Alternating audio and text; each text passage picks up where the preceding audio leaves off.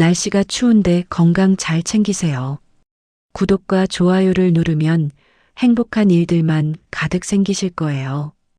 엘리베이터 문이 닫히는 순간 소녀 가장은 구두 안쪽을 한번 눌러보았습니다.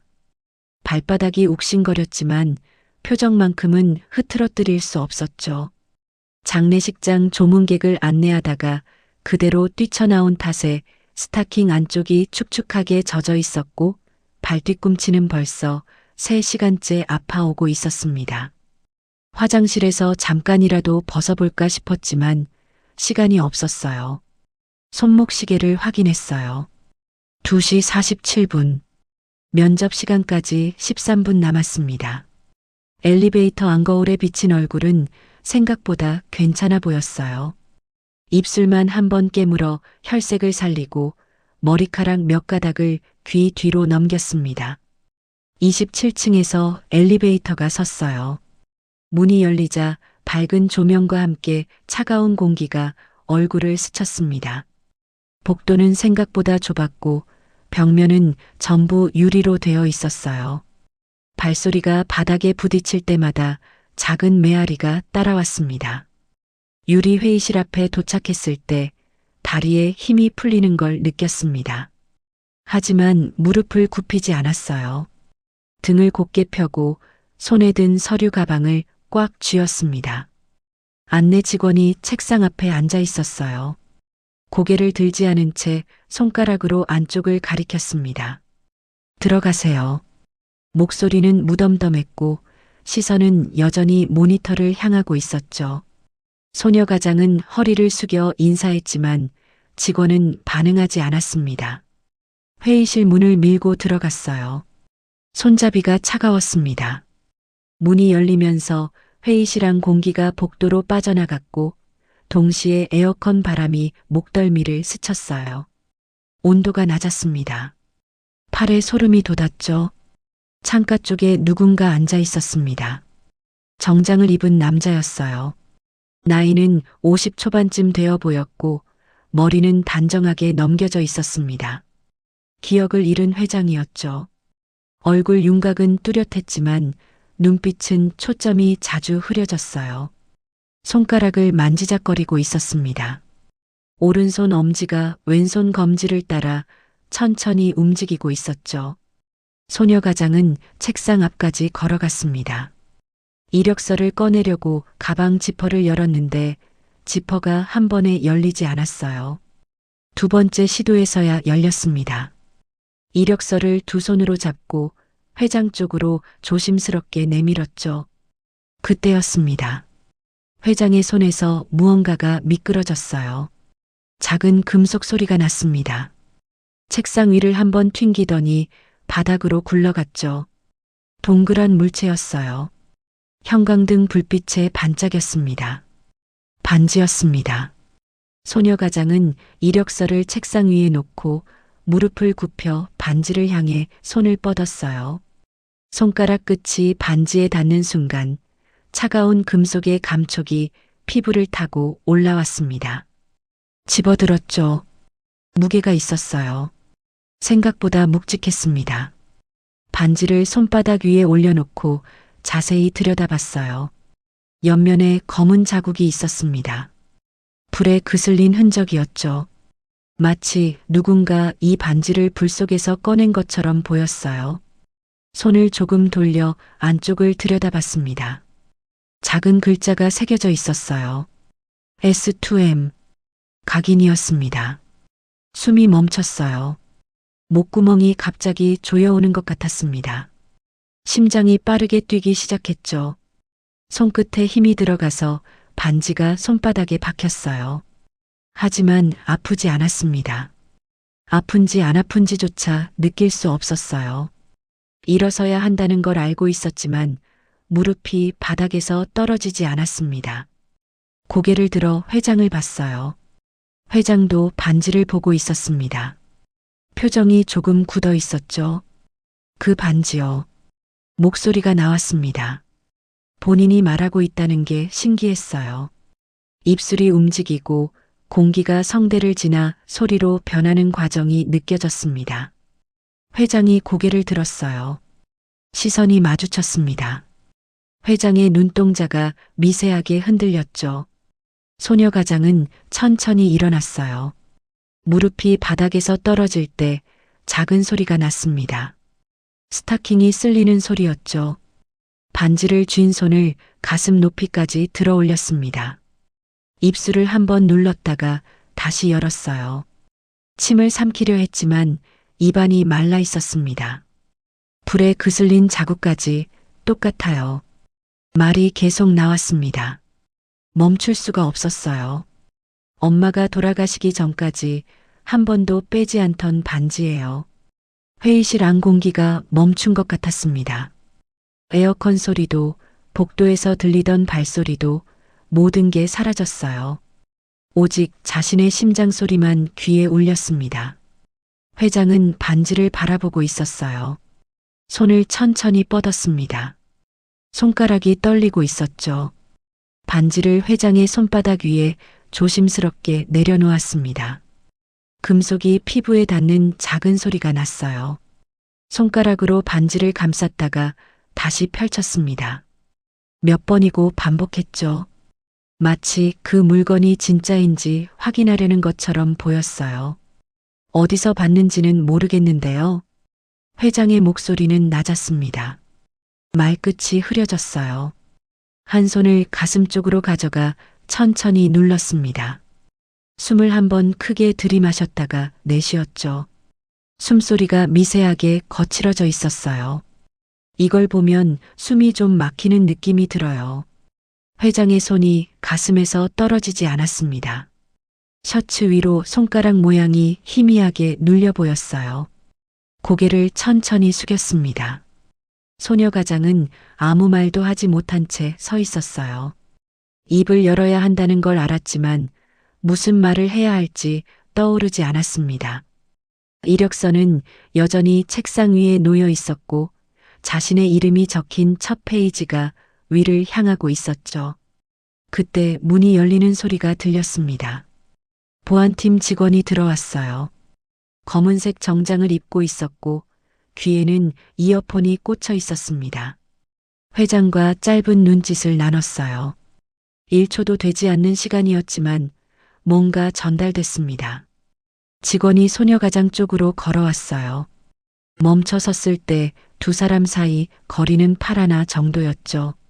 면접은 여기까지입니다. 직원의 목소리는 단호했어요. 질문을 받을 여지가 없는 말투였습니다. 손이 소녀 가장의 팔꿈치 쪽으로 뻗어왔어요. 팔을 잡히는 순간 반지를 쥔 회장의 손이 떨렸습니다. 미세한 움직임이었지만 소녀 가장의 눈에는 선명하게 보였어요. 회장이 자리에서 일어나려고 했습니다. 의자가 뒤로 밀렸죠. 하지만 다시 앉았어요. 손이 책상 모서리를 잡았다가 놓였습니다. 아무 말도 하지 못했습니다. 소녀 가장은 직원의 손에 이끌려 문 쪽으로 걸어갔어요. 뒤돌아보지 않았습니다. 볼 수 없었어요. 아니, 보고 싶지 않았는지도 몰랐습니다. 유리문이 열렸어요. 복도의 차가운 공기가 다시 얼굴을 스쳤습니다. 문이 닫히는 소리가 등 뒤에서 들렸죠. 부드러운 소리였어요. 하지만 왠지 최종적인 느낌이 들었습니다. 엘리베이터를 향해 걸었어요. 발소리가 복도에 울렸습니다. 여전히 불규칙했죠. 왼쪽 구두가 조금 더 높게 소리를 냈습니다. 엘리베이터 버튼을 누르는 손가락에 힘이 들어갔어요. 1층을 향한 화살표가 켜졌습니다. 그 시간 동안 소녀 가장은 복도를 한 번 더 돌아봤어요. 유리 회의실이 멀어져 갔습니다. 회장의 뒷모습이 희미하게 보이다가 사라졌죠. 엘리베이터가 내려가기 시작했어요. 거울을 봤습니다. 엘리베이터 안쪽 벽면 전체가 거울이었어요. 자신의 얼굴이 세 개로 비쳐 보였습니다. 정면, 오른쪽, 왼쪽. 어느 각도에서 봐도 표정은 차분했어요. 눈썹 하나 흐트러지지 않았고 입술도 제자리에 있었습니다. 이상했어요. 가슴은 이렇게 두근거리는데 얼굴은 아무렇지도 않아 보였죠.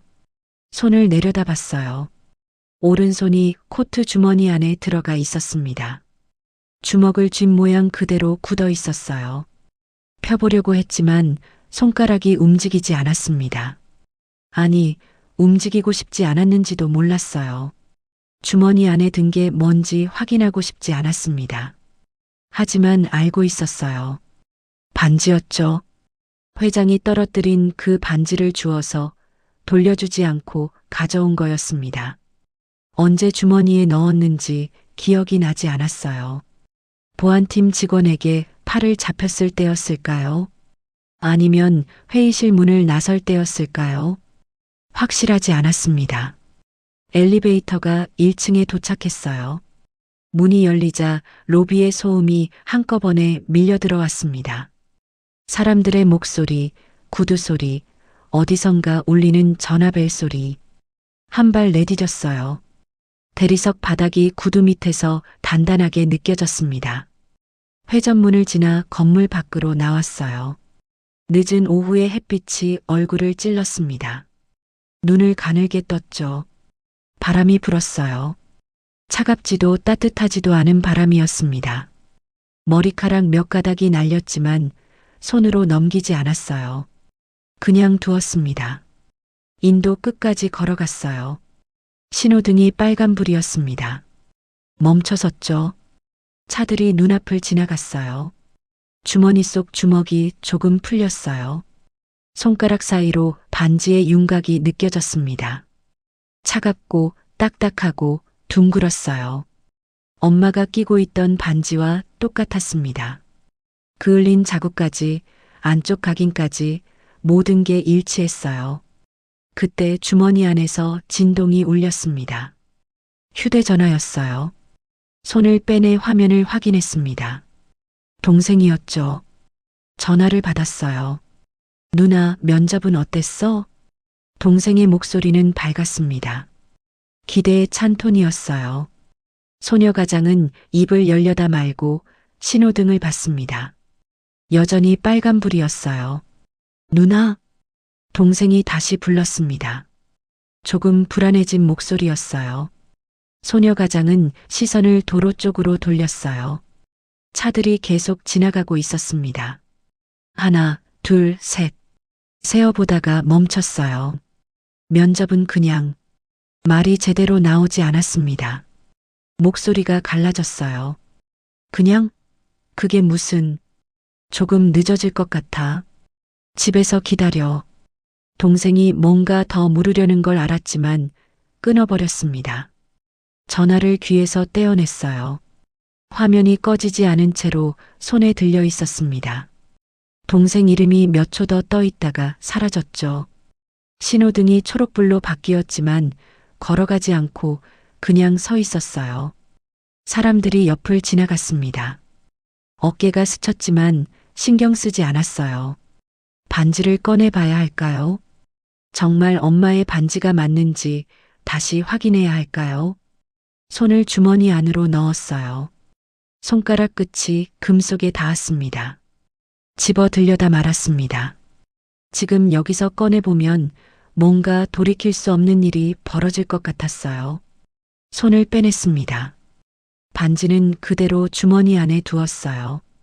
다시 신호등이 빨간불로 바뀌었습니다. 한 번의 기회를 놓쳤죠. 상관없었어요. 어차피 급할 것도 없었습니다. 집에 가봤자 밀린 청구서와 동생의 걱정스러운 얼굴이 기다리고 있을 뿐이었으니까요. 휴대전화를 다시 주머니에 넣었어요. 반지가 든 주머니가 아니라 반대쪽에 넣었습니다. 둘이 닿으면 안 될 것 같았어요. 그 시각 27층 회의실에서는 여전히 형광등 불빛만 환하게 켜져 있었습니다. 기억을 잃은 회장은 창가 자리에 그대로 앉아 있었어요. 책상 위에는 이력서 한 장이 놓여 있었습니다. 회장은 이력서를 집어들었어요. 손끝으로 모서리를 훑었죠. 사진부터 봤어요. 면접 온 소녀 가장의 얼굴이었습니다. 증명사진이라 표정이 없었지만 눈빛은 또렷했어요. 이름을 읽었습니다. 한 글자씩 천천히 읽었어요. 소리 내지 않고 입술만 움직였습니다. 이름은 낯설었어요. 한 번도 들어본 적 없는 이름이었습니다. 생년월일을 확인했어요. 26 젊었죠. 학력란을 봤어요. 고등학교 졸업. 대학은 나오지 않았습니다. 경력란에는 짧은 아르바이트 내용만 적혀 있었어요. 편의점, 식당, 장례식장. 모두 3개월을 넘기지 못했습니다. 특이사항 란이 비어 있었어요. 자격증도 수상 경력도 없었습니다. 평범한 이력서였죠. 아니, 평범하다기보다는 초라했습니다. 하지만 그게 중요한 게 아니었어요. 회장은 이력서를 다시 내려놓고 사진 부분만 한참 들여다봤습니다. 눈, 코, 입. 윤곽을 따라 시선이 움직였어요. 어디선가 본 것 같았습니다. 누구를 닮았다는 느낌이 들었죠. 하지만 누군지 떠오르지 않았어요. 손바닥이 저렸습니다. 손등을 문질렀지만 저림은 사라지지 않았습니다. 오히려 손목까지 올라오기 시작했어요. 반지를 봤습니다. 책상 모서리에 놓여 있었어요. 아까 주우려다 그냥 둔 거였습니다. 손을 뻗어 집어들었죠. 무게가 느껴졌어요.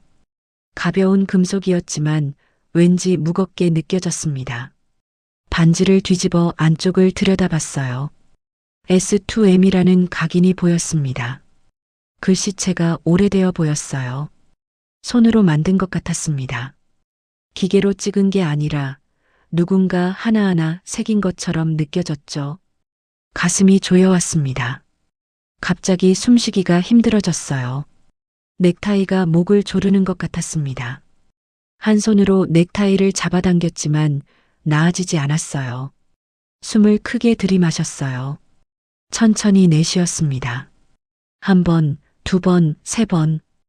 호흡을 가다듬으려 했지만 가슴의 답답함은 사라지지 않았어요. 눈을 감았습니다. 어둠이 펼쳐졌어요. 그 어둠 속에서 뭔가 움직이기 시작했습니다. 사이렌 소리였습니다. 멀리서 울리다가 점점 가까워졌어요. 귀를 찢을 듯이 커졌다가 갑자기 멈췄습니다. 냄새가 났어요. 매캐한 냄새였습니다. 타는 냄새 같기도 하고 화학약품 냄새 같기도 했어요. 정확히 뭔지는 알 수 없었습니다.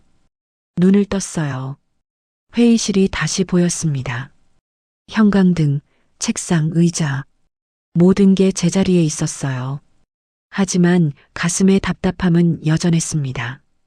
반지를 내려놓으려 했지만 손이 움직이지 않았어요. 손가락이 반지를 꽉 쥐고 있었습니다. 펴려고 해도 펴지지 않았죠. 문이 열렸습니다.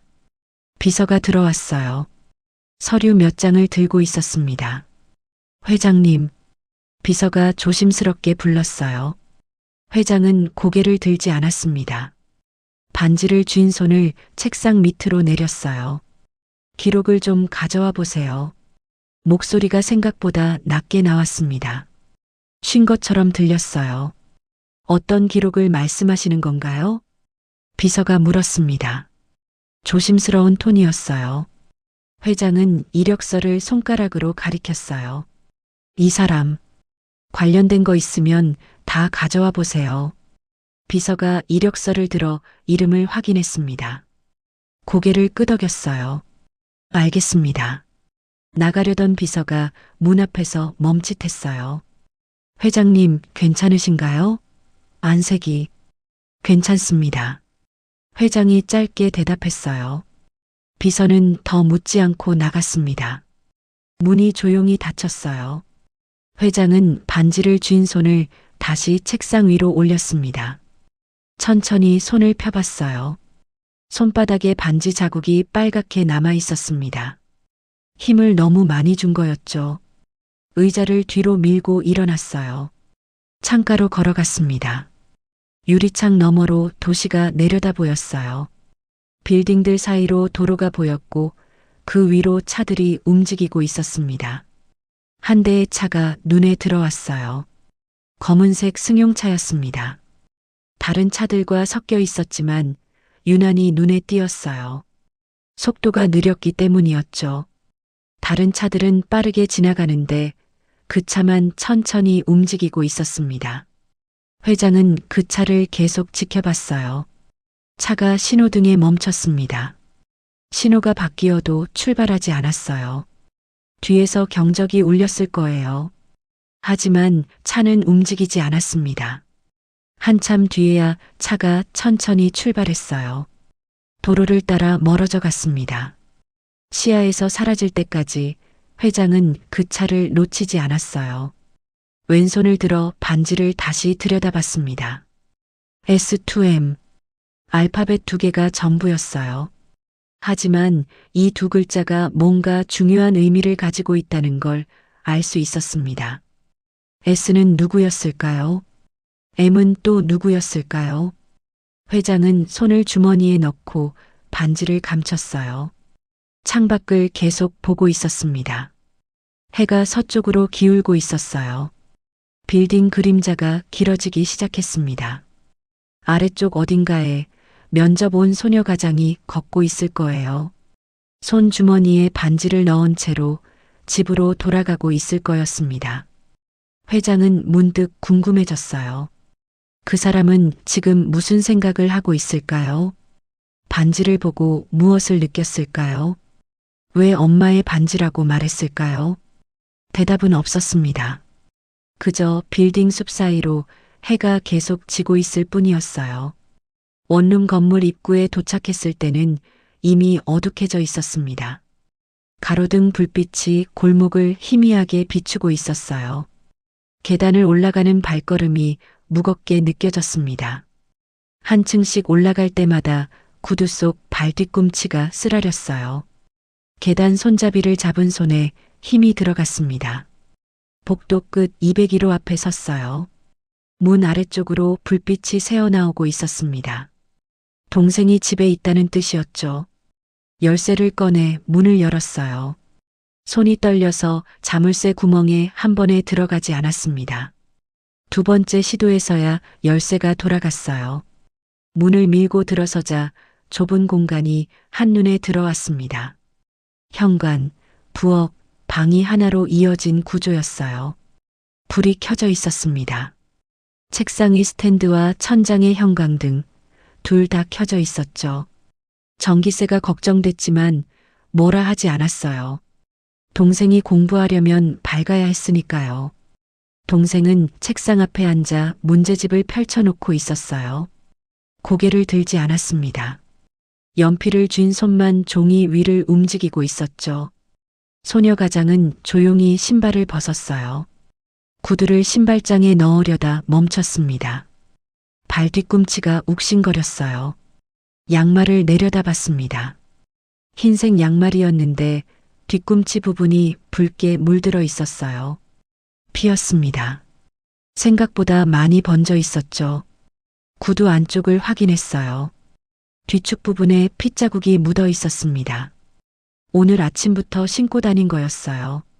장례식장에서 조문객을 안내하고 그대로 면접장까지 뛰어갔었죠. 중간에 한 번도 벗지 못했습니다. 누나, 발 왜 그래?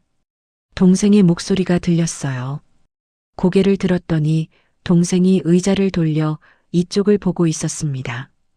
눈이 커져 있었어요. 면접 온 소녀 가장은 양말을 벗었어요. 발 뒤꿈치 피부가 벗겨져 있었습니다. 생살이 드러나 있었죠. 빨갛게 부어 있었어요. 조금 쓸렸어. 괜찮아. 싱크대로 걸어갔습니다. 걸을 때마다 바닥에 작은 핏자국이 찍혔어요. 신경 쓰지 않았습니다. 나중에 닦으면 됐어요.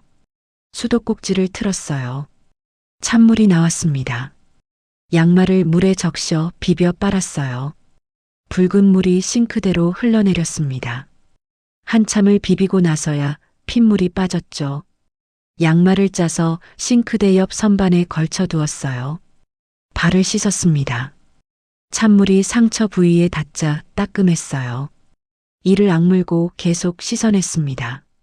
피가 다시 배어 나왔지만 물로 씻어내면 멈췄어요. 누나, 약 발라야 되는 거 아니야? 동생이 자리에서 일어나 다가왔습니다. 걱정스러운 표정이었어요. 약이 어디 있어? 소녀 가장은 웃으며 말했습니다. 집에 구급상자 같은 건 없었어요. 있다 해도 오래전에 다 썼을 거였습니다. 그래도 괜찮다니까. 이 정도는 금방 나아. 키친타올로 발을 닦았어요. 물기를 제거하고 그 위에 밴드 대신 키친타올을 한 겹 대고 양말을 신었습니다. 깨끗한 양말이었어요. 발 뒤꿈치 부분이 바로 젖어들었지만 신경 쓰지 않았습니다. 동생이 다시 책상으로 돌아갔어요. 하지만 공부에 집중하지 못하고 있었습니다. 고개를 돌려 이쪽을 계속 힐끔거렸어요. 면접 온 소녀 가장은 식탁 쪽으로 갔습니다. 책상이라고 하기엔 작은 테이블이었어요.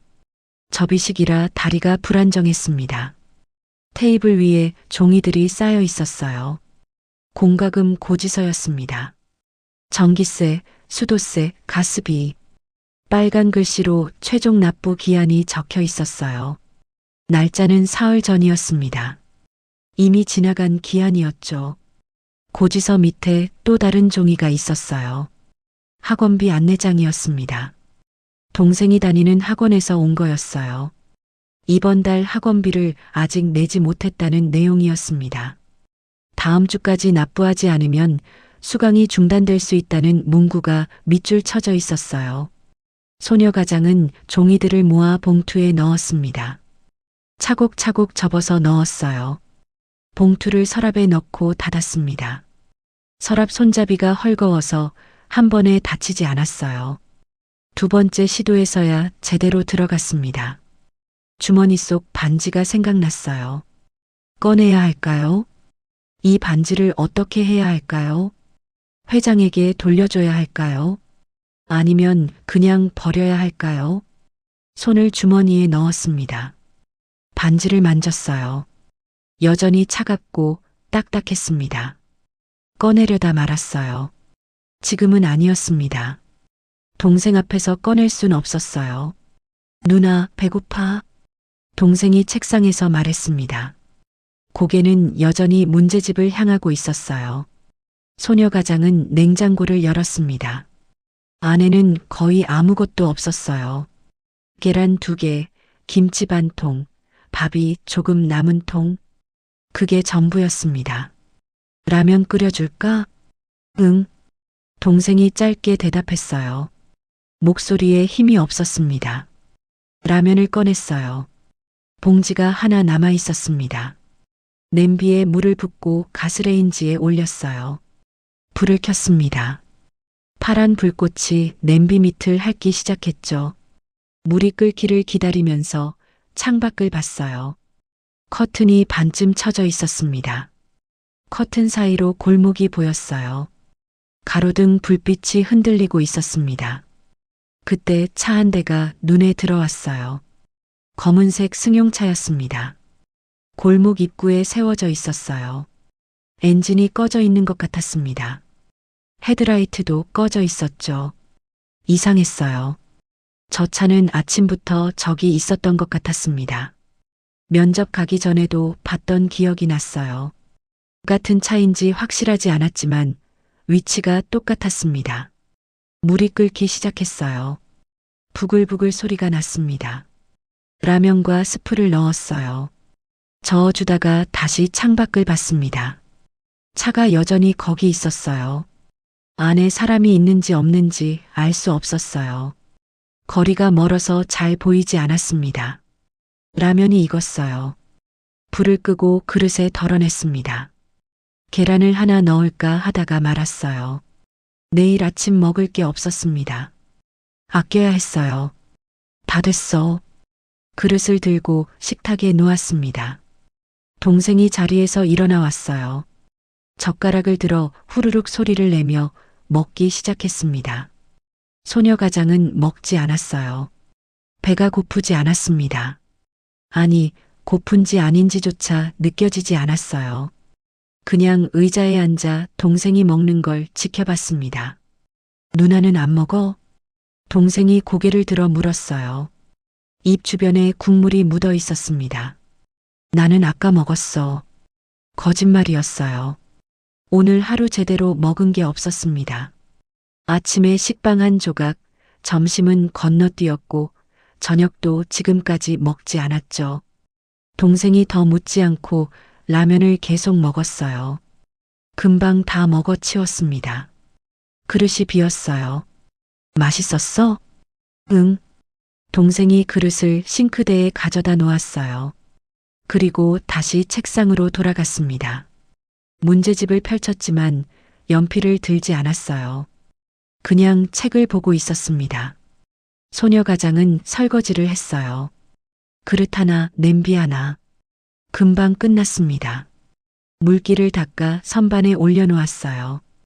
다시 창밖을 봤습니다. 검은 차가 여전히 거기 있었어요.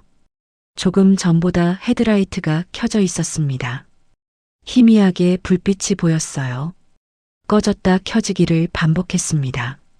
누가 저기 있는 걸까요? 왜 저기 서 있는 걸까요? 커튼을 완전히 쳤어요. 바깥이 안 보였습니다. 하지만 누군가 이쪽을 보고 있다는 느낌이 사라지지 않았어요.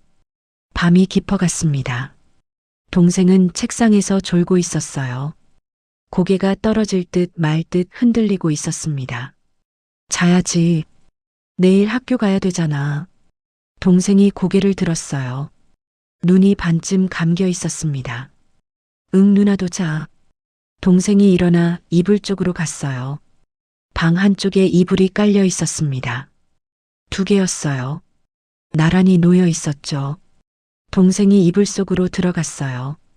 금방 눈을 감았습니다. 숨소리가 고르게 들렸어요. 소녀가장은 책상 앞에 앉았습니다. 동생이 풀던 문제집을 봤어요. 수학 문제였습니다. 풀다 만 문제가 있었어요. 답을 적지 못하고 계산만 잔뜩 적혀 있었습니다. 문제를 읽어봤어요. 2차 방정식이었습니다. 예전에는 풀 수 있었던 문제였어요. 하지만 지금은 풀이 방법이 떠오르지 않았습니다. 오래전 일이었죠. 문제집을 덮었어요. 스탠드 불을 껐습니다. 형광등만 켜져 있었어요. 주머니에서 반지를 꺼냈습니다. 손바닥 위에 올려놓고 한참 들여다봤어요. S2M. 엄마의 반지였습니다. 틀림없었어요. 하지만 어떻게 회장이 이 반지를 가지고 있었던 걸까요? 엄마는 화재 사고로 돌아가셨어요. 그날 현장에서 이 반지를 끼고 있었습니다. 시신이 발견됐을 때도 손가락에 끼워져 있었어요. 그런데 지금 이 반지가 여기 있었습니다. 회장의 손에 있었던 반지가 지금 자신의 손 위에 놓여 있었어요. 말이 안 됐습니다. 반지를 꽉 쥐었어요. 손에 힘이 들어갔습니다. 금속이 손바닥에 박혔어요. 아팠지만 놓지 않았습니다. 창밖에서 차 소리가 들렸어요. 엔진 소리였습니다. 오래 울리다가 멈췄죠. 다시 울렸습니다. 멈췄어요. 반복되고 있었습니다. 커튼을 살짝 열어 내다봤어요. 검은 차가 아직도 거기 있었습니다. 헤드라이트가 켜져 있었어요. 차 안에 사람이 있는 것 같았습니다. 실루엣이 희미하게 보였어요. 누가 이쪽을 보고 있다는 확신이 들었습니다. 커튼을 다시 닫고 형광등을 껐습니다. 불빛이 사라지자 오히려 창문으로 들어오는 가로등 불빛이 더 선명해졌습니다. 이불 속으로 들어갔어요. 동생 옆에 누웠습니다. 반지는 손에 계속 쥐고 있었어요. 놓을 수가 없었습니다. 눈을 감았지만 잠이 오지 않았어요. 머릿속이 복잡했습니다. 반지, 회장, 엄마, 화재 사고. 모든 게 뒤섞여 있었어요. 얼마나 시간이 지났을까요? 1시간인지 2시간인지 알 수 없었습니다. 그저 어둠 속에 누워 천장만 바라보고 있었어요. 그때 밖에서 발소리가 들렸습니다. 복도에서 나는 소리였어요. 누군가 계단을 올라오고 있었습니다. 천천히 조심스럽게 발소리가 문 앞에서 멈췄어요. 소녀 가장은 숨을 죽였습니다. 심장이 빠르게 뛰기 시작했어요. 손에 쥔 반지가 땀으로 미끄러웠습니다. 잠시 침묵이 흘렀어요. 그러다 발소리가 다시 들렸어요. 계단을 내려가는 소리였습니다. 점점 멀어졌어요. 소녀 가장은 천천히 숨을 내쉬었어요. 하지만 여전히 긴장은 풀리지 않았고 밤은 계속 길어져 갔습니다. 다음 날 아침 희미한 햇빛이 커튼 사이로 들어오고 있었습니다. 동생은 이미 일어나 학교 갈 준비를 하고 있었어요. 소녀 가장은 이불 속에서 일어났습니다. 손에 반지가 여전히 쥐어져 있었고 밤새 놓지 않았던 거였습니다. 손바닥에 반지 자국이 빨갛게 찍혀 있었죠. 누나, 나갔다 올게. 동생이 가방을 메고 현관으로 갔어요. 그래, 조심해서 가. 동생이 나가고 문이 닫히는 소리가 들렸습니다. 혼자 남았어요. 반지를 테이블 위에 내려놓았습니다. S2M이 다시 보였어요. 이제 어떻게 해야 할까요? 그때 초인종이 울렸습니다. 소녀 가장은 몸이 굳었어요. 누가 온 걸까요? 동생이 뭘 두고 간 걸까요? 다시 초인종이 울렸습니다. 더 길게, 더 강하게. 일어나 문구멍으로 밖을 내다봤습니다. 한 남자가 서 있었어요. 기억을 잃은 회장이었습니다. 어제보다 얼굴이 더 창백해 보였고 정장을 입고 있었지만 넥타이가 조금 흐트러져 있었습니다. 손에는 작은 상자가 들려 있었어요. 소녀 가장은 문을 열지 못했어요. 손이 손잡이 위에 올라가 있었지만 돌리지 못했습니다. 초인종이 세 번째로 울렸어요. 숨을 한 번 크게 들이마시고 문을 열었습니다. 회장이 눈앞에 서 있었어요. 두 사람 사이 거리는 한 걸음도 되지 않았습니다. 내가 뭘 잊었는지 회장이 먼저 말했어요. 목소리가 쉬어 있었습니다. 손에 든 상자를 천천히 열었어요. 안에 반지가 놓여 있었습니다. 같은 반지였어요. S2M이 새겨진 그 반지. 소녀 가장은 자신의 손을 내려다봤습니다. 손바닥이 비어 있었어요. 테이블 위에 놓아둔 반지가 생각났습니다. 반지가 2개 있었어요. 당신이 알고 있겠지요. 회장이 반지를 내밀었어요. 손등에 힘줄이 도드라져 있었습니다. 손이 미세하게 떨리고 있었어요. 소녀 가장은 대답할 수 없었습니다. 입이 열리지 않았어요. 목구멍이 막힌 것 같았습니다. 회장과 자신, 그리고 2개의 반지. 모든 것이 한자리에 모였습니다. 원룸 문 앞에 선 기억을 잃은 회장은 문턱을 넘지 않았습니다. 한 발도 안으로 들이지 않은 채 그저 그 자리에 서 있었어요. 소녀 가장이 문을 반쯤만 연 채로 서 있었고 둘 사이의 공간은 좁았지만 넘을 수 없는 경계처럼 느껴졌습니다. 회장의 시선이 먼저 아래로 향했어요. 현관 신발장 밑에 작은 운동화가 놓여 있었습니다. 낡았지만 깨끗하게 닦여 있었어요. 아이 것이었죠.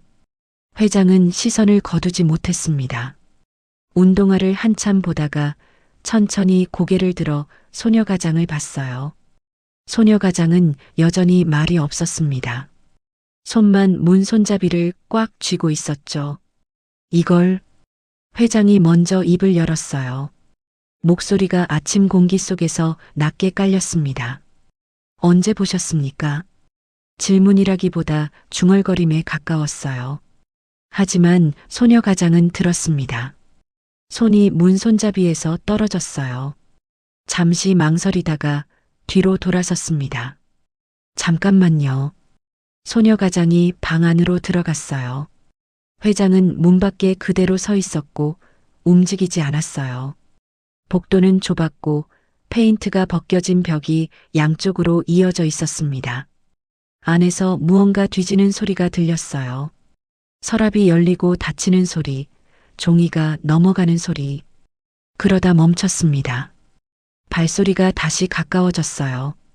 소녀 가장이 돌아왔습니다. 손에 서류철을 들고 있었어요. 안에 종이 몇 장이 들어 있었죠. 종이는 얇았고 모서리가 달아 있었습니다. 오래된 거였어요. 이거요. 서류철을 내밀었습니다. 회장은 받지 않고 대신 고개를 숙여 안을 들여다봤습니다. 소녀 가장이 첫 페이지를 넘겨 보였어요. 날짜가 찍혀 있었습니다. 2009년 7월 14일. 회장의 눈빛이 흔들렸어요. 그 날짜 정확히 기억하지는 못했지만 몸이 먼저 반응했어요. 가슴이 조여왔습니다. 소녀 가장이 두 번째 페이지를 넘겼어요. 화재 사고 현장 기록, 위치, 규모, 출동 시간, 표로 정리되어 있었죠. 하지만 중간 부분이 비어 있었어요. 구조 시작 시각과 실제 투입 시각 사이 딱 한 줄이 공란으로 남아 있었습니다. 이 시간 지워졌어요. 소녀 가장의 손가락이 그 빈줄을 가리켰습니다. 손가락 끝이 조금 떨렸지만 목소리는 차분했습니다. 원래는 여기에 뭔가 있었어요. 지워진 거예요. 회장은 서류를 받지 않았습니다. 받으면 모든 게 현실이 될 것 같았어요. 지금은 그저 종이에 적힌 글자일 뿐이었지만 손에 쥐는 순간 무게가 생길 것 같았습니다. 대신 손을 가슴에 댔어요. 천천히 올렸다가 천천히 내렸습니다. 넥타이가 목을 조르는 것 같았지만 풀지 않고 그냥 서 있었어요. 소녀 가장이 서류철을 내렸습니다. 품에 안고 회장을 봤어요. 회장님, 그날 거기 계셨죠? 회장은 대답하지 못했어요. 입술이 움직였지만 소리가 나오지 않았습니다. 고개를 저으려 했지만 고개도 움직이지 않았어요. 모르겠습니다. 겨우 나온 대답이었어요. 목소리가 갈라졌습니다. 기억이 없어요. 그날 무슨 일이 있었는지. 소녀 가장은 서류철을 꼭 안았습니다. 뭔가 더 말하려다 멈췄습니다. 회장이 손을 주머니에 넣어 반지가 만져졌습니다. 꺼내서 손바닥 위에 올려놓았어요. 뒤집어서 안쪽을 보였어요. S2M이라는 각인이 또렷했습니다. 이 반지요. 회장이 말했습니다. 손이 떨렸어요. 제가 가지고 있었어요.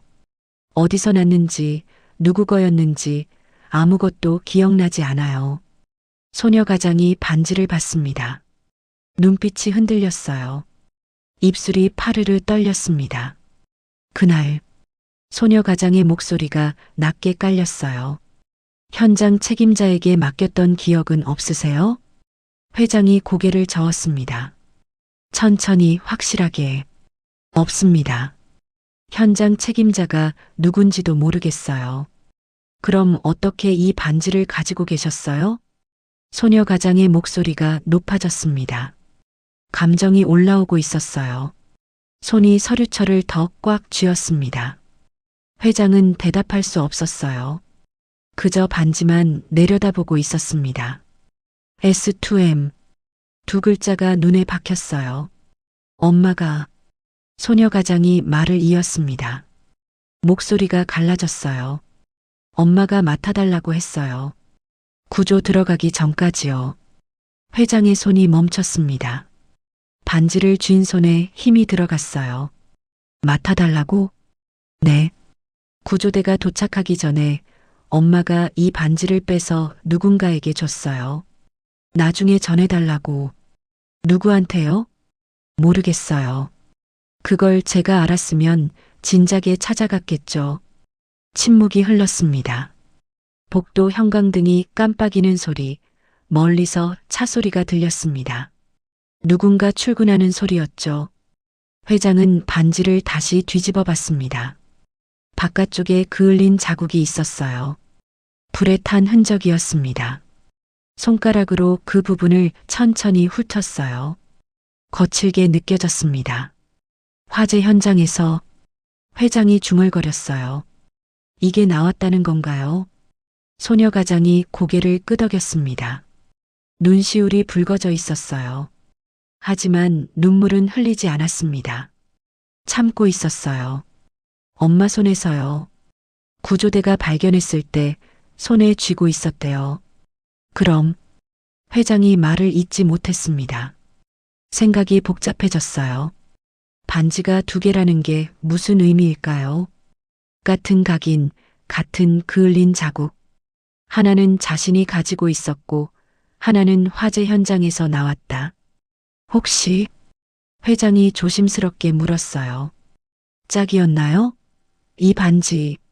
소녀 가장이 고개를 끄덕였습니다. 네. 엄마랑 아빠 거였어요. 결혼할 때 만든 거래요. 똑같은 걸로 두 개. 회장의 숨이 멎었어요. 결혼 반지. 부부의 반지. S2M. 그럼 S는 누구고 M은 누구였을까요? 아버지는 돌아가셨어요. 제가 어릴 때요. 소녀 가장이 짧게 대답했습니다. 더 이상 묻지 말라는 듯한 톤이었어요. 회장은 반지를 쥔 손을 내렸습니다. 숨을 한 번 크게 들이마셨다가 천천히 내쉬었습니다. 폐 속 공기가 다 빠져나가는 느낌이 들었어요. 확인해 보겠습니다. 목소리가 낮게 나왔어요. 기록을 더 찾아보겠습니다. 그날 무슨 일이 있었는지. 소녀 가장이 서류철을 다시 펼쳐 마지막 페이지를 넘겼습니다.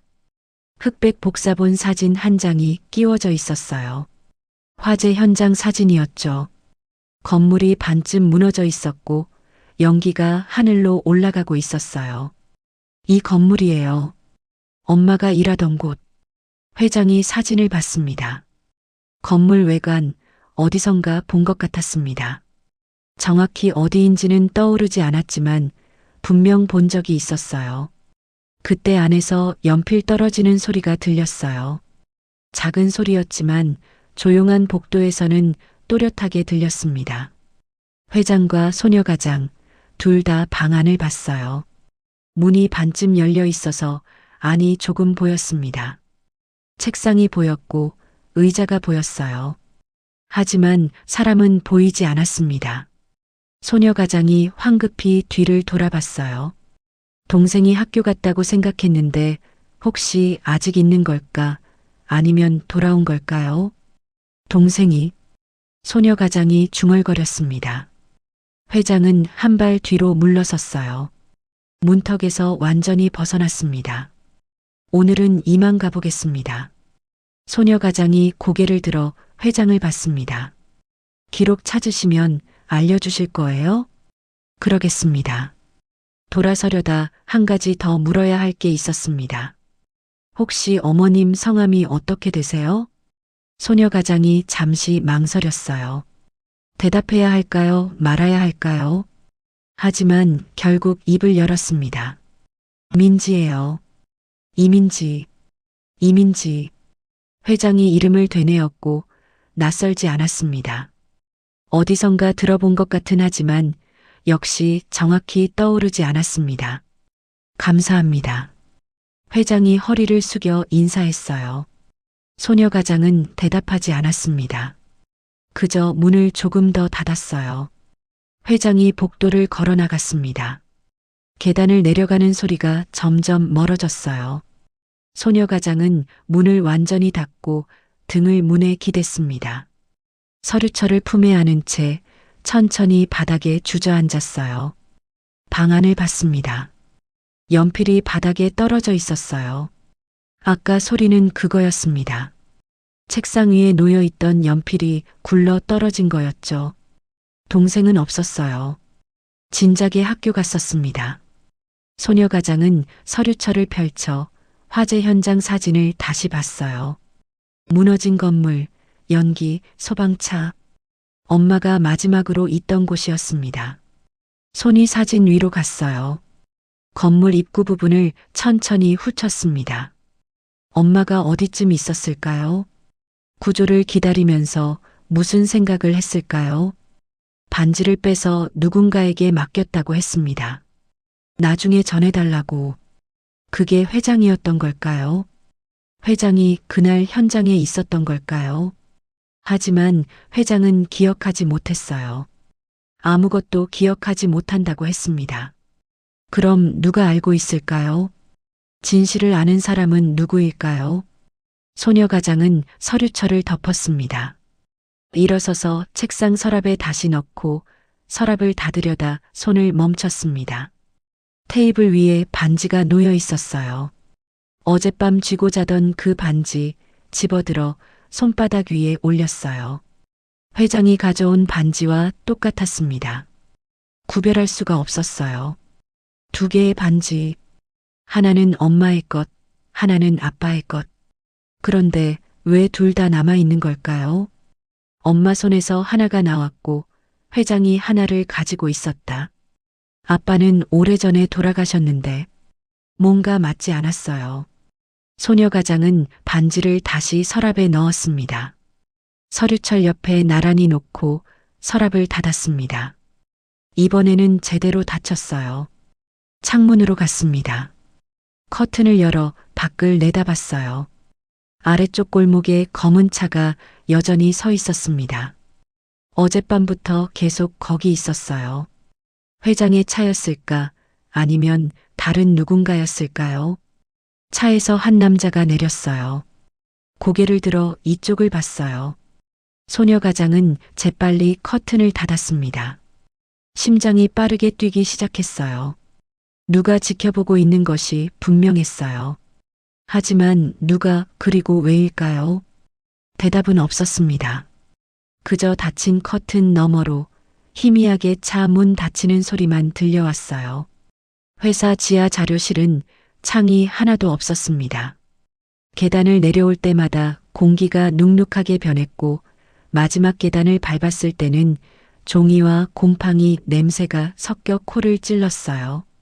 형광등 불빛이 일정하게 깜빡이고 있었습니다. 전구가 나간 건지 전압이 불안정한 건지 알 수 없었어요. 깜빡일 때마다 그림자가 벽에서 춤을 췄습니다. 기억을 잃은 회장은 서류함 앞에 서 있었어요. 금속 캐비닛이 벽 한쪽을 가득 채우고 있었습니다. 연도별로 라벨이 붙어 있었죠. 2008, 2009, 2010. 회장의 손이 2009년 칸 앞에서 멈췄어요. 서랍을 열었습니다. 삐걱거리는 소리가 났어요. 안에 파일들이 빼곡하게 꽂혀 있었습니다. 손가락으로 라벨을 하나씩 훑어 내려갔어요. 1월, 2월, 3월, 7월에서 멈췄습니다. 파일을 꺼냈어요. 두께가 다른 달에 비해 유난히 얇았죠. 화재 사고 보고서가 있어야 할 자리가 비어 있었습니다. 페이지 번호만 있고 내용이 없었어요. 다음 파일을 꺼냈습니다. 역시 같은 부분이 빠져 있었어요. 한두 장이 아니었습니다. 여러 군데가 비어 있었죠. 누군가 의도적으로 빼낸 게 분명했습니다. 화재 연도 칸이 이렇게 비어 있다니. 회장이 중얼거렸어요. 파일을 다시 꽂으려다 말고 손을 멈췄습니다. 뒤에서 인기척이 느껴졌어요. 문이 닫히는 소리가 들렸습니다. 회장이 고개를 돌렸어요. 실무 책임자가 서 있었고 언제 들어왔는지 몰랐어요. 소리 없이 들어온 거였습니다. 양복이 단정했고 넥타이가 곱게 메어져 있고 손에는 태블릿을 들고 있었습니다. 여기까지 내려오실 줄은 몰랐습니다. 실무 책임자가 말했어요. 목소리는 차분했지만 눈빛은 예리했습니다. 회장 쪽으로 천천히 걸어왔어요. 회장은 파일을 완전히 꽂지 않은 채 서 있었어요. 서류함에 손을 대고 있었습니다. 삭제된 기록이 너무 많습니다. 목소리가 낮게 나왔어요. 실무 책임자는 대답하지 않고 그저 맞은편 서류함에 기대 섰어요. 팔짱을 끼지 않았습니다. 오히려 태블릿을 천천히 켰어요. 기억이 없으시니 하나씩 보여드리겠습니다. 화면이 밝아졌어요. 파란 불빛이 실무 책임자의 얼굴을 비췄습니다. 손가락으로 화면을 몇 번 터치했어요. 화면에 학교 이름이 떴어요. 제1고등학교. 그 밑에 학생 명단이 보였습니다. 실무 책임자가 한 이름을 터치했어요. 면접 보러 왔던 그 집 아이입니다. 회장이 화면을 봤어요. 학생 이름 학년 반. 3학년이었습니다. 그 옆에 보호자 란이 있었는데 비어 있었어요. 실무 책임자가 화면을 스크롤했어요. 생활기록부가 나왔습니다. 출석 현황, 성적, 특이사항. 쭉 내려가다 보니 한 줄이 눈에 들어왔어요. 보호자 연락 불가 여러 번 반복되어 있었습니다. 고3입니다. 실무 책임자가 말을 이었어요.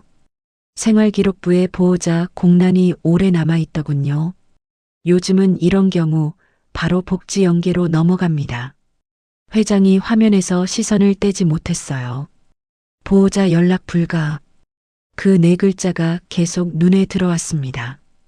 실무 책임자가 손가락을 다시 움직였어요. 다음 화면으로 넘어갔습니다. 복지 관련 문서가 떴어요. 후견 지정 검토라는 문구가 붉은 글씨로 적혀 있었습니다. 절차는 간단합니다. 실무 책임자의 목소리가 더 낮아졌어요. 학교에서 한 번만 문제 제기하면 됩니다. 미성년자 보호를 이유로 신청서 한 장이면 충분하죠. 회장은 서류함에서 손을 떼었어요. 의자에 앉지 않고 그대로 서 있었습니다. 등이 서류함에 기댔습니다. 그 아이는 말이 목에 걸렸어요. 한 번 삼키고 다시 말했습니다. 아무 잘못이 없습니다. 실무 책임자가 고개를 끄덕이며 동의하는 듯한 제스처였습니다.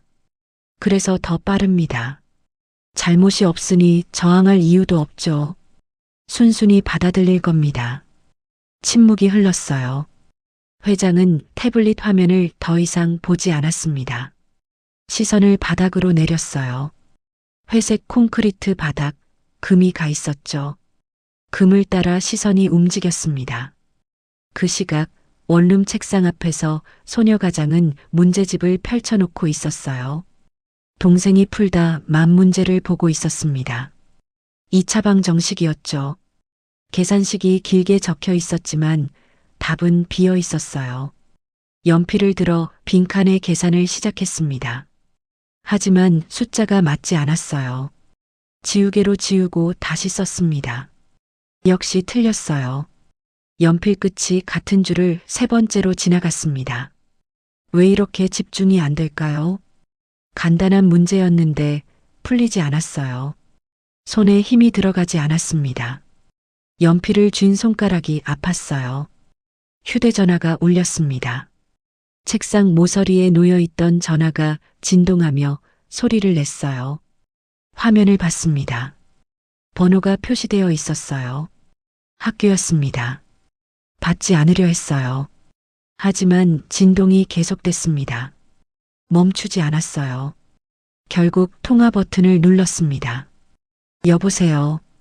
제1고등학교 행정실입니다. 전화기 너머 목소리는 공손했어요. 하지만 차가웠습니다. 보호자 관련 서류가 아직 정리되지 않아서요. 소녀가장은 대답하지 않았어요. 그저 전화기를 귀에 댄 채 듣고 있었습니다. 이번 학기 장학 추천은 보류될 수 있습니다. 보호자 확인이 안 되면 추천서를 작성할 수 없거든요. 손이 떨렸어요. 연필이 손에서 미끄러져 떨어져 바닥에 굴러갔어요.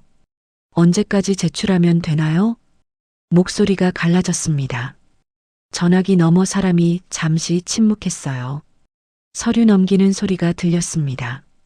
이번 주 금요일까지입니다. 그 이후로는 다음 학기로 넘어가게 됩니다. 알겠습니다. 그리고 혹시 보호자 부재가 장기화되면 복지 담당 부서와 연계를 해야 할 수도 있습니다. 학생 보호 차원에서요. 소녀가장의 심장이 쿵 내려앉았어요. 복지 연계. 그 말이 무엇을 의미하는지 알고 있었습니다. 괜찮습니다. 제출하겠습니다. 네, 기다리겠습니다. 통화가 끊기고 소녀가장은 한동안 전화기를 내려다봤습니다. 자신의 얼굴이 희미하게 반사되어 보였습니다. 책상에 이마를 대고 눈을 감았어요. 회사 지하 자료실로 다시 돌아와 실무 책임자는 태블릿을 끄지 않은 채 말을 이었습니다. 장악, 후견, 기록 정리. 손가락으로 화면을 터치하며 하나씩 짚어갔어요. 저희 쪽에서 움직이면 하루면 끝납니다. 학교에 한 통화만 하면 되죠. 회장은 손을 들어 이마를 짚었습니다. 손바닥이 이마에 오래 머물렀어요. 열이 있는 것 같았습니다. 아니, 열이 있는 건지 손이 차가운 건지 알 수 없었어요. 원하시는 게 뭡니까? 목소리가 쉬어나왔습니다. 실무 책임자가 태블릿을 끄고 천천히 내려놓았어요. 서류함 위에 올려놓았습니다. 화면이 꺼지며 자료실이 조금 더 어두워졌어요. 아무것도 하지 않으시면 됩니다. 단정한 말투였어요. 질문이 아니라 지시에 가까웠습니다. 기자회견도 추가 확인도 지금처럼만 계시면 됩니다. 회장이 고개를 들었어요. 실무 책임자를 똑바로 봤습니다. 두 사람의 시선이 마주쳤어요. 만약 그렇게 하지 않으면 실무 책임자는 웃지 않았어요. 표정이 변하지 않았습니다. 그 아이 인생이 바뀌겠죠. 장학금도 진학도 모든 게 꼬이게 될 겁니다. 회장은 대답하지 못했어요. 입술만 움직였습니다. 소리는 나오지 않았어요.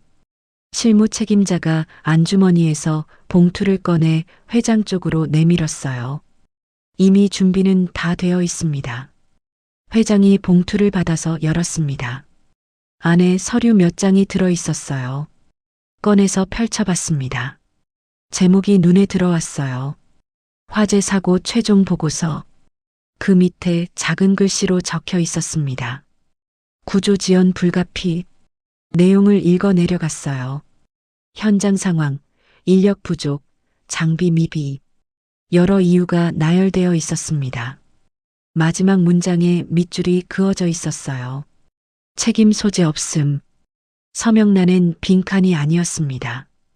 이미 이름이 적혀 있었어요. 연필로 옅게 적혀 있었지만 읽을 수 있었습니다. 자신의 이름이었어요. 결정은 예전처럼 하시면 됩니다. 실무 책임자가 말했어요. 회장은 서류를 다시 봉투에 넣지 않고 그냥 들고 있었어요. 종이가 손끝에서 바스락거렸습니다. 예전에도 이런 식이었습니까? 회장이 물었어요. 실무 책임자는 대답하지 않았습니다. 침묵이 대답이었어요. 회장은 봉투를 반으로, 다시 반으로 작게 접어서 주머니에 넣었습니다. 실무 책임자가 눈썹을 살짝 올렸어요. 생각해 보시겠다는 건가요? 아니요. 회장이 고개를 저었어요. 지금은 결정할 수 없습니다. 실무 책임자의 표정이 굳었어요. 태블릿을 다시 집어들어 화면을 켰어요. 회장님, 시간이 많지 않습니다. 학교 쪽에서 이미 움직이기 시작했어요. 그럼 멈추게 하세요. 회장이 단호하게 말했어요. 실무 책임자가 한 발 다가왔습니다. 그건 회장님의 협조가 있어야 가능합니다. 협조가 아니라 협박이지 않습니까? 목소리가 높아졌어요. 지하 자료실에 울렸습니다. 실무 책임자는 물러서지 않았어요. 오히려 한 발 더 가까이 왔습니다. 협박이라니요. 저희는 회사를, 회장님을 보호하려는 겁니다. 아이를 위협하면서요? 필요하다면요. 짧은 대답, 주저함이 없었습니다. 회장은 더 이상 말하지 않았어요. 실무 책임자를 지나쳐 문 쪽으로 걸어갔습니다. 손잡이를 잡고 돌려 문이 열렸어요. 생각 바뀌시면 연락 주십시오. 언제든지 준비되어 있습니다. 실무 책임자의 목소리가 등 뒤에서 들렸어요. 회장은 대답하지 않았습니다. 문을 나가 계단을 한 계단씩 올라갈 때마다 공기가 조금씩 맑아졌습니다. 하지만 가슴의 답답함은 사라지지 않았어요. 그날 밤 소녀 가장은 창밖을 보고 있었습니다. 커튼을 살짝 열어 골목을 내려다봤어요. 검은 차가 여전히 거기 있고 헤드라이트가 꺼져 있었어요. 하지만 안에 사람이 있다는 걸 알 수 있었습니다. 담배 불빛이 희미하게 보였어요. 동생은 이미 잠들어 있었어요. 규칙적인 숨소리가 들렸습니다. 소녀 가장은 커튼을 다시 닫고 책상으로 돌아왔어요. 서랍을 열었습니다. 서류철과 반지가 나란히 놓여 있었어요. 반지를 집어들었습니다. 손바닥 위에서 굴렀어요. S2M. 엄마의 반지였습니다. 회장은 기록을 찾겠다고 했어요. 하지만 믿어도 될까요? 회장도 그날 현장에 있었던 사람일지도 모르는데 휴대전화를 집어들어 화면을 켰습니다. 통화 기록을 봤어요. 학교 번호가 맨 위에 있었습니다. 금요일까지 며칠 남지 않았어요. 어떻게 보호자 서류를 어떻게 만들어야 할까요? 대답은 없었습니다. 그저 반지만 손 안에서 차갑게 식어갔어요. 같은 시각 회장은 집무실에 혼자 앉아 있었습니다. 책상 위에 봉투가 접혀진 채로 놓여 있었습니다. 펴지도 치우지도 않았어요. 펜을 들었다 내려놓았어요. 다시 들었다 내려놓기를 반복했습니다. 봉투 안에는 서류가 있었어요. 서명란에는 이미 이름이 적혀 있었습니다. 연필로 적힌 이름, 지우고 다시 쓸 수 있는 이름. 하지만 펜으로 쓰면 지울 수 없었어요. 영구적이었습니다. 서명하면 모든 게 끝날 거예요. 기록은 영원히 묻히고 진실은 사라질 겁니다. 그 대신 소녀 가장과 동생은 안전할 거예요. 서명하지 않으면 진실을 찾을 수 있을지도 몰라요. 하지만 그 아이들이 위험해질 겁니다. 회장은 창밖을 봤어요. 도시 불빛이 반짝이고 수많은 창문에 불이 켜져 있었어요. 각각의 창문 뒤에 사람들이 살고 있었죠. 그 중 하나가 소녀 가장의 집일 거예요. 좁은 원룸에서 동생과 둘이 살고 있을 겁니다. 펜을 다시 집어들어 봉투를 펼쳐 서류를 꺼내어 서명란을 봤습니다. 손이 떨렸어요. 하지만 펜을 내려놓았습니다. 서명하지 않았어요. 서류를 다시 봉투에 넣고 봉투를 책상 서랍에 넣고 닫았습니다. 형광등 불빛 아래 책상은 비어 있었어요. 결정을 내리지 못한 채 밤은 깊어져 갔습니다. 회의실 문이 닫히자 바깥 소리가 일순간에 끊겼습니다. 복도를 지나다니던 발소리도 멀리서 울리던 전화벨 소리도 모든 게 사라졌어요. 탁자 위에는 문서 한 장과 펜 하나만 놓여 있었습니다. 기억을 잃은 회장은 의자에 깊게 앉지 않았어요. 등받이에 기대지 않고 허리를 곧게 세운 채 손만 탁자 끝에 올려두고 있었습니다. 문서 상단에는 같은 문장이 반복되어 있었어요. 구조지연 불가피 3번이나 나왔습니다. 마치 강조하려는 듯 했죠. 종이는 얇았어요. 손바닥에 닿자 미세하게 말려 올라갔습니다. 회장은 종이를 펴보려다 말고 가장자리만 손끝으로 눌렀어요. 눌린 자리에서 사각거리는 소리가 났습니다. 실무 책임자는 의자에 앉지 않았습니다. 회장의 맞은편이 아니라 옆에 섰어요. 시선이 직접 마주치지 않는 위치였죠. 서 있는 자세가 편해 보였습니다. 마치 오래 기다릴 준비가 되어 있다는 듯 했어요. 탁자 위에 휴대전화를 내려놓았습니다. 화면이 켜진 채였어요. 진동이 울렸습니다. 한 번, 잠시 멈췄다가 다시 울렸어요. 두 번째 진동이 끝나기 전에 세 번째가 이어졌습니다. 실무 책임자는 전화를 받지 않았어요. 그냥 두었습니다. 대신 화면을 손가락으로 밀어 회장 쪽으로 가까이 했어요. 발신자 이름이 떠 있었습니다. 제1고등학교 행정실. 통화 연결음이 계속 울리다가 끊겼어요. 곧바로 문자 알림이 떴습니다. 보호자 확인 미응답. 회장은 화면을 보지 않으려 했어요. 하지만 시선은 결국 그쪽으로 돌아갔어요. 글자가 눈에 들어왔습니다. 보호자 확인. 방문 일정. 한 글자씩 읽혔어요. 펜을 집어들었습니다. 숨을 들이마셨습니다. 천천히 깊게. 폐가 공기로 가득 찼다가 내쉬었습니다. 속도가 일정하지 않고 중간에 걸렸습니다. 다시 들이마시고 이번에는 더 짧게 내쉬었습니다. 호흡이 고르지 않았어요. 종이 위 서명란이 눈에 들어왔습니다. 직사각형 칸, 이름이 들어갈 자리만 유난히 하얗게 남아 있었습니다. 주변은 글자로 빼곡했지만 그 칸만 비어 있었어요. 실무 책임자가 휴대전화를 다시 집어들었어요. 화면을 몇 번 터치하여 다른 앱을 켰어요. 이번에는 내부 메신저였습니다. 화면을 회장 쪽으로 기울여 보였어요. 보고 완료 표시가 연속으로 올라와 있었습니다. 메시지마다 시간이 찍혀 있었어요. 오전 9시 27분 하청 전환 승인. 오전 10시 15분 외곽 정리 완료. 오전 11시 3분 구조 투입 대기. 분 단위로 기록되어 있었습니다. 지금 멈추면 실무 책임자가 낮게 말했어요. 문장을 끝내지 않았습니다. 끝을 잇지 않아도 의미는 충분했어요. 휴대전화를 다시 탁자 위에 내려놓았습니다. 화면은 켜진 채 진동이 또 울렸습니다. 이번에는 다른 번호였어요. 복지 관련 기관이었습니다. 회장은 펜촉을 종이에 댔어요. 종이가 살짝 꺼졌습니다. 펜촉이 종이에 박혀 점 하나가 찍혔습니다. 작은 점이었지만 선명했어요.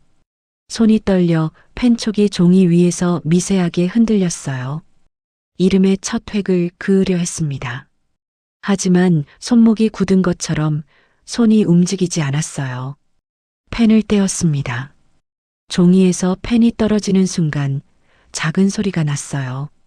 탁자 위에 펜을 내려놓았습니다. 굴러가지 않게 가로로 놓았어요. 숨이 한 번 더 걸려 목구멍 어딘가에서 공기가 막힌 것 같았어요. 그 시각 원룸 현관 앞에서 초인종 소리가 울렸습니다. 소녀 가장은 책상에 앉아 있다가 고개를 들었어요. 초인종이 두 번째로 울렸습니다. 더 길게, 더 강하게. 일어나서 현관으로 갔습니다. 슬리퍼가 바닥을 끌리며 소리를 냈어요. 문구멍으로 밖을 내다봤어요. 한 남자가 서 있었습니다.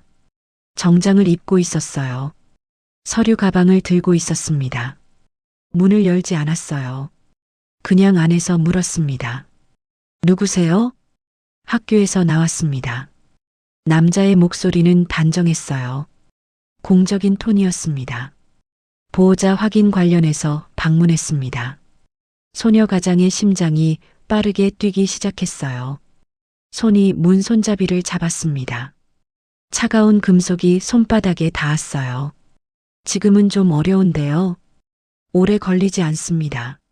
서류 확인만 하면 됩니다. 문 아래쪽으로 무언가 밀려 들어왔어요. 봉투였습니다. 흰색 봉투. 학교 로고가 찍혀 있었어요. 소녀 가장은 봉투를 집어들었습니다. 열어보지 않았어요. 두께로 알 수 있었습니다. 여러 장이 들어 있었어요. 내일까지 제출 부탁드립니다. 내일이 마감입니다. 발소리가 멀어졌어요. 계단을 내려가는 소리였습니다. 점점 작아지다가 사라졌어요. 소녀 가장은 문에 등을 기댔습니다. 천천히 바닥에 주저앉았어요. 봉투를 무릎 위에 올려놓고 한참을 그렇게 있었습니다. 방 안쪽에서 소리가 들렸어요. 동생이 방문을 열고 나왔습니다. 학교에서 돌아온 거였어요. 가방을 메고 있었습니다. 누나, 누구 왔었어? 소녀 가장이 고개를 들었어요. 동생을 봤습니다. 동생의 얼굴이 걱정으로 가득 차 있었어요. 아니야. 아무것도 아니야. 봉투를 뒤로 감췄습니다. 하지만 동생은 이미 봤어요. 학교 로고를 알아봤습니다. 나 때문이야? 또 나 때문에 뭔가 생긴 거야? 목소리가 떨렸어요. 동생의 눈시울이 붉어졌습니다. 아니라니까. 걱정하지 마. 소녀 가장이 일어났어요. 동생의 어깨를 손으로 잡았습니다. 살짝 눌렀어요. 다 괜찮아질 거야. 하지만 목소리에 확신이 없었어요. 동생도 알았을 거예요. 그래도 더 묻지 않았습니다. 고개를 숙이고 방으로 들어갔어요. 문이 조용히 닫혔습니다. 소녀 가장은 봉투를 들고 책상으로 갔어요. 의자에 앉아 봉투를 펼쳤습니다. 방문 일정 안내, 보호자 확인 요청, 후견제도 안내. 1장, 2장, 3장. 계속 나왔어요. 마지막 장에 날짜가 내일이었어요. 바로 다음 날. 시간도 적혀 있었습니다. 오전 10시. 서류를 책상 위에 펼쳐 놓았어요. 하나씩 읽어 내려갔습니다. 글자가 눈에 들어왔지만 의미는 들어오지 않았어요. 그저 검은 글자들이 흰 종이 위에 가득했을 뿐이었습니다. 책상 서랍을 열었어요. 반지가 보였습니다. 집어들어 손바닥 위에 올렸어요. S2M. 엄마의 반지. 이 반지가 모든 것의 시작이었어요. 반지를 다시 서랍에 넣었습니다. 서류를 정리해서 그 위에 올려놓았어요. 서랍을 닫으려다 말고 한참을 그대로 두었습니다. 소녀 가장은 서랍을 천천히 닫았습니다. 책상 위에 놓인 문제집을 밀어 한쪽으로 정리했어요. 연필이 책상 모서리에서 굴러 떨어졌습니다. 바닥에 떨어지는 소리가 났어요. 주우려 하지 않았습니다. 그냥 두었어요. 창밖을 봤습니다. 골목이 어두워지기 시작했습니다. 회의실로 돌아와 회장은 다시 펜을 집어들었습니다. 이번에는 놓지 않았어요. 손목을 움직여 펜촉을 종이에 댔습니다. 아까 찍었던 점 옆이었어요. 첫 획을 그었습니다. 천천히 조심스럽게 선이 그어졌어요. 검은 잉크가 종이에 스며들었습니다. 두 번째 획을 그었어요. 세 번째, 네 번째. 이름이 천천히 완성되어 갔습니다. 한 글자, 두 글자. 손목이 굳은 채로 움직였어요.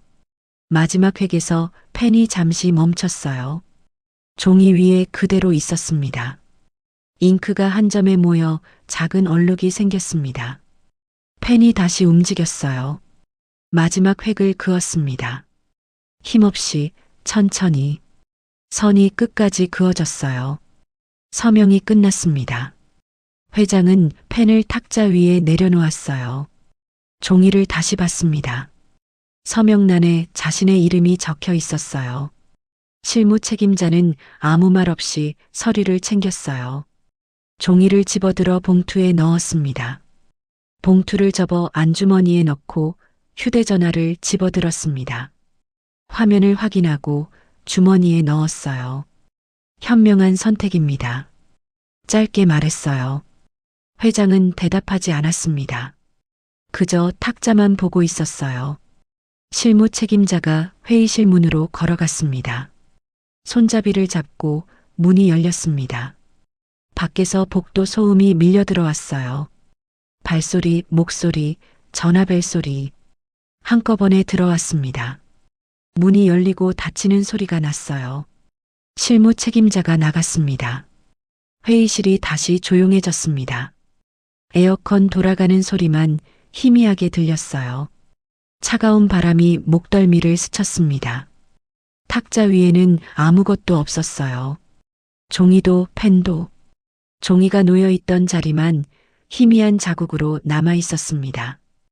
회장은 그 자국을 한참 바라봤어요. 손을 들어 탁자 위에 올렸습니다. 종이 자국을 손바닥으로 훑었어요. 아무것도 느껴지지 않았습니다. 펜을 집어들었습니다. 손끝에 잔흔이 남아 있었어요. 펜을 쥐었던 자리가 희미하게 빨개져 있었습니다. 너무 세게 쥔 거였어요. 펜을 다시 내려놓고 손을 무릎 위에 올렸어요. 두 손을 포겠습니다. 손끝이 차가웠어요. 밤이 깊어 집무실에는 불만 켜져 있었습니다. 회장은 의자에 앉아 있지 않았어요. 창가에 서서 도시 불빛을 내려다보고 있었습니다. 빌딩들 사이로 도로가 보였고 차들의 헤드라이트가 줄지어 흐르고 있었습니다. 휴대전화를 꺼내 일정 앱이 열렸어요. 기자회견 일정이 떠 있었습니다. 날짜와 시간이 모레 오전 11시. 화면을 닫았다가 다시 열었어요. 같은 화면이었습니다. 기자회견, 화재 사고 관련 발표, 참석자, 장소, 시간, 모든 게 정해져 있었어요. 다시 닫았습니다. 이번에는 열지 않았어요. 화면을 꺼버렸습니다. 검은 화면에 자신의 얼굴이 희미하게 반사되어 보였습니다. 부재중 전화 표시가 알림으로 떴어요. 실무 책임자의 번호였습니다. 전화를 걸지 않았어요. 그냥 화면을 보고 있었습니다. 화면이 저절로 꺼졌어요. 손에 든 전화기가 무겁게 느껴졌어요. 창밖으로 시선을 돌렸습니다. 빌딩 불빛이 여전히 반짝이고 있었어요. 멀리 어딘가에 소녀 가장의 집이 있을 거예요. 좁은 원룸. 동생과 둘이. 내일 아침이면 학교에서 사람이 올 거예요. 하지만 오지 않을 거예요. 서명했으니까. 실무 책임자가 처리할 거예요. 모든 게 원래대로 돌아갈 거예요. 아니, 원래대로가 아니었어요. 진실은 영원히 묻힐 거예요. 화재 사고의 진실, 반지의 비밀, 이민지라는 이름, 모든 게 사라질 거예요. 회장은 휴대전화를 다시 켰어요. 기자회견 일정 화면이 다시 떴습니다. 숫자들이 또렷했어요. 날짜, 시간, 장소. 화면을 끄지 않았어요. 그대로 들고 서 있었습니다. 일정 화면을 오래 바라보고 있었어요. 숫자가 바뀌지 않는 한참 동안 바라보다 휴대전화를 주머니에 넣었어요. 창가를 떠나 책상으로 갔습니다. 서랍을 열어 봉투가 보았어요. 실무 책임자가 주고 간 그 봉투. 서명하지 않은 다른 서류들이 들어 있었습니다. 서랍을 다시 닫았어요. 손을 책상 위에 올렸습니다. 손바닥이 차갑게 식었어요. 형광등 불빛만이 방 안을 밝히고 있었습니다. 그림자가 벽에 길게 드리워져 있었어요. 움직이지 않는 그림자였습니다. 회장은 눈을 감았어요. 어둠이 펼쳐졌습니다. 하지만 잠들지 않았어요. 그저 어둠 속에 앉아 있었습니다. 밖에서 차 소리가 들렸어요. 멀리서 점점 가까워졌다가 다시 멀어졌습니다. 사라졌어요. 고요했습니다. 기자회견장은 오전부터 조용했습니다. 사람들이 아직 들어오지 않았던 시간이었어요. 카메라들이 삼각대 위에 줄지어 놓여 있었고 렌즈는 모두 단상 쪽을 향하고 있었습니다. 의자들이 규칙적으로 정렬되어 있었어요. 등받이가 일정한 간격으로 늘어서 있었습니다. 빈 의자들이었죠. 아직 아무도 앉지 않았어요. 단상 위에는 긴 테이블이 놓여 있었습니다. 하얀 천이 덮여 있었고 마이크 3개가 나란히 세워져 있었어요. 물잔들이 준비되어 있었습니다. 투명한 물이 잔 안에 가득 차 있었죠. 기억을 잃은 회장은 단상 뒤쪽 대기실에 서 있었어요. 커튼 사이로 회견장이 보였습니다. 빈 의자들, 카메라들, 조명. 모든 게 자신을 기다리고 있었어요. 손을 들어 정장 깃을 만졌습니다. 고쳐 입으려다 말고 그냥 손을 내렸어요. 넥타이가 조금 비뚤어져 있었지만 다시 매지 않았습니다. 손가락이 허공을 더듬었어요. 끝이 무언가를 찾듯 움직였습니다. 반지였어요. 없었습니다. 어젯밤 서랍에 넣어두었던 거였죠. 하지만 손가락은 계속 움직였어요. 습관처럼. 비서가 들어왔습니다. 서류 몇 장을 들고 있었어요. 10분 후 시작입니다. 회장이 고개를 끄덕였어요. 비서가 서류를 테이블 위에 내려놓고 나갔어요. 문이 조용히 닫혔습니다. 서류를 봤어요. 발표문이었습니다. 준비된 멘트가 적혀 있었죠. 한 줄씩 읽어 내려갔습니다. 눈으로만 읽었어요. 소리 내지 않았습니다. 글자들이 들어왔지만 의미는 들어오지 않았어요. 마지막 페이지를 넘겼습니다. 맨 아래에 실무 책임자의 서명이 있었어요. 승인 도장이 찍혀 있었습니다. 빨간색이었어요. 서류를 다시 덮었습니다. 테이블 위에 그대로 두고 들고 나가지 않을 거였습니다. 문이 열리고 사람들이 하나둘씩 들어왔습니다. 기자들이었어요. 카메라를 든 사람, 노트북을 든 사람, 녹음기를 든 사람. 각자 자리를 찾아 앉았습니다. 의자가 채워지기 시작했어요. 웅성거리는 소리가 점점 커졌습니다. 낮은 대화 소리들이 섞였어요. 누군가 웃는 소리가 들렸습니다. 일상적인 소리들이었죠. 실무 책임자가 회견장 뒤쪽에 서 있었어요. 벽에 기대지 않고 똑바로 서 있었습니다. 손에 휴대전화를 들고 있었어요. 화면을 보고 있었지만 터치하지 않았습니다. 그저 들고 있을 뿐이었어요. 회장이 커튼을 조금 더 열어 밖을 봤습니다. 의자가 거의 다 찼어요. 빈자리가 몇 개 남지 않았습니다. 사람들의 얼굴이 보였어요. 누군가는 카메라를 만지작거리고 있었고 누군가는 노트에 뭔가 적고 있었습니다. 문이 다시 열렸어요. 한 사람이 더 들어왔습니다. 소녀가장이었어요. 검은색 코트를 입고 머리는 뒤로 묶여 있었습니다. 맨 뒤쪽 의자에 앉아 사람들 사이에 섞였습니다. 하지만 눈에 띄었어요. 주변 사람들과 달리 움직이지 않았어요. 그저 앉아서 단상을 보고 있었습니다. 회장이 그 모습을 커튼 뒤에서 봤습니다. 소녀가장도 이쪽을 보고 있는 것 같았어요. 눈이 마주친 것 같았지만 확실하지 않았습니다. 거리가 멀었어요. 비서가 다시 들어왔습니다. 시작하겠습니다. 회장이 서류를 봤어요. 들지 않았습니다. 그냥 두고 나갔어요. 단상으로 걸어 나갔습니다. 조명이 얼굴을 비추어 눈이 부셨습니다. 잠시 눈을 가늘게 떴다가 다시 떴어요. 의자를 당기지 않고 테이블 앞에 섰습니다. 마이크 높이가 앉아 있을 때에 맞춰져 있었습니다. 조절하지 않았어요. 고개를 숙여서 말할 거였습니다. 객석의 수십 개의 얼굴이 이쪽을 보고 있었습니다. 카메라 렌즈들이 반짝이고 누군가 셔터를 눌렀습니다. 찰칵 소리가 났어요. 연달아 몇 번 더 올렸습니다. 실무 책임자가 뒤쪽에서 한 발 앞으로 나섰어요. 휴대전화를 쥔 손이 긴장한 듯 하얗게 변해 있었습니다. 회장이 입을 열었어요. 과거의 화재 사고와 관련해 목소리가 회견장에 울렸습니다. 마이크를 통해 증폭된 소리였어요. 웅성거리던 소리가 멈췄습니다. 모두가 집중했어요. 제 이름으로 삭제된 기록이 있습니다. 실무 책임자의 얼굴이 굳었어요. 한 발 더 앞으로 나오려다 멈췄습니다.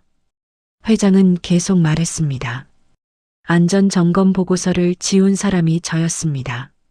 21번 들이마셨어요. 짧게. 객석에서 또 셔터 소리가 났습니다. 이번에는 여러 대가 동시에 울렸어요. 당시 현장 상황을 정확히 기록한 문서들을 삭제 지시했습니다. 구조 투입이 지연된 이유를 숨기기 위해서였습니다. 마이크를 잡지 않았어요. 손은 테이블 위에 올려져 있었습니다. 주먹을 쥐지도 펴지도 않았어요. 그냥 놓여 있었습니다. 고개를 들어 객석을 다시 봤어요. 소녀가장이 보였습니다. 여전히 뒤쪽에 앉아 있었어요. 움직이지 않고 있었습니다. 표정도 변하지 않았어요. 시선을 한쪽으로 옮겼습니다. 소녀가장 쪽이었습니다. 그 결정으로 현장에 남은 사람이 돌아오지 못했습니다. 목소리가 조금 낮아졌어요. 하지만 또렷했습니다. 마이크가 모든 소리를 전달했어요. 이민지 씨였습니다. 구조를 기다리다 돌아가셨습니다. 이름을 말하는 순간 소녀 가장의 어깨가 미세하게 움직였어요. 숨을 들이마신 것 같았습니다. 하지만 여전히 자리에서 일어나지 않았어요. 실무 책임자가 경호원에게 눈짓했어요. 경호원이 움직이려 했습니다. 하지만 회장이 손을 들어 제지했어요. 경호원이 멈췄습니다. 직을 내려놓겠습니다.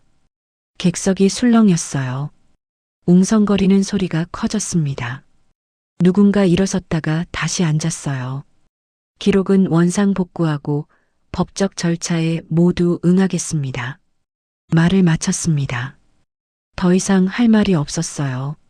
아니, 할 말은 많았지만 이 자리에서 할 수 있는 건 여기까지였습니다. 단상 아래로 내려왔어요. 계단을 한 걸음씩 내려갔습니다. 새 계단이었어요. 마지막 계단을 내려서자 바닥이 발밑에 단단하게 느껴졌습니다. 소녀 가장 쪽으로 걸어갔어요. 사람들 사이를 지나갔습니다. 의자 사이 좁은 통로였어요. 어깨가 스쳤습니다. 누군가 일어나 길을 비켜주었어요. 소녀 가장 앞에 섰습니다. 두 사람 사이 거리는 한 걸음 정도였어요. 소녀 가장이 고개를 들어 회장을 봤습니다. 눈이 마주쳤어요. 주머니에서 작은 상자를 꺼냈어요. 손바닥만 한 크기였습니다. 검은색 벨벳 상자였어요. 뚜껑을 열었습니다. 안에 반지가 놓여 있었어요. S2M이 새겨진 그 반지였습니다. 이건 회장의 목소리가 낮게 나왔어요. 맡겨두는 게 맞겠습니다. 소녀 가장은 상자를 받지 않았어요. 그저 반지만 봤습니다. 눈시울이 붉어지고 있었습니다. 하지만 눈물은 흐르지 않았어요. 손을 펴 보였어요. 천천히 조심스럽게 손바닥이 위를 향했습니다. 회장이 상자에서 반지를 꺼냈어요. 손가락으로 집었습니다. 조심스럽게 떨어뜨리지 않게 소녀 가장의 손 위에 천천히 내려놓았어요. 반지가 손바닥 중앙에 멈췄습니다. 차가운 금속이 피부에 닿았어요. 소녀 가장의 손가락이 오므려졌습니다. 반지를 감쌌어요. 두 사람은 말이 없었어요. 그저 서로를 보고 있었습니다. 주변에서 카메라 플래시가 터졌어요. 한 번, 두 번, 세 번, 연달아 터졌습니다. 밝은 빛이 얼굴을 비쳤어요. 누군가 질문을 던졌어요. 회장님, 피해자 유가족과 어떤 관계입니까? 회장은 대답하지 않았어요. 고개를 돌려 질문한 사람을 봤습니다. 기자였어요. 카메라를 들고 있었습니다. 유족분께 사과드립니다. 짧게 말했어요. 더 이상 말하지 않았습니다. 소녀 가장이 자리에서 일어났어요. 반지를 쥔 손을 코트 주머니에 넣었습니다.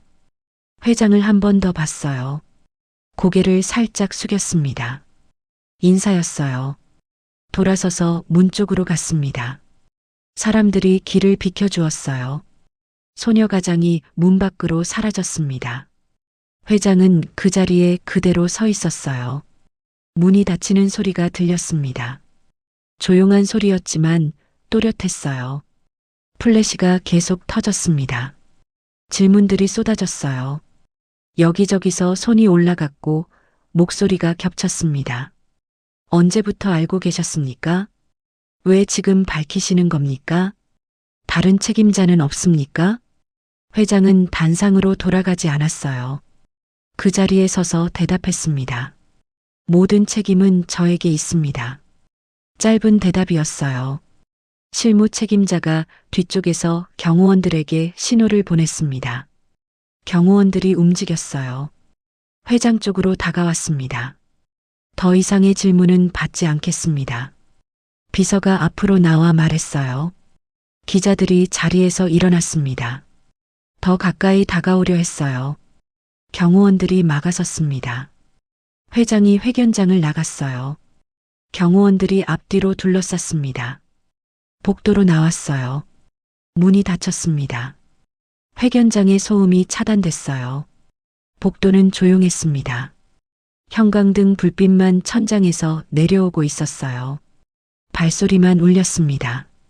규칙적인 소리였어요. 엘리베이터 앞에 섰어요. 버튼을 눌렀습니다.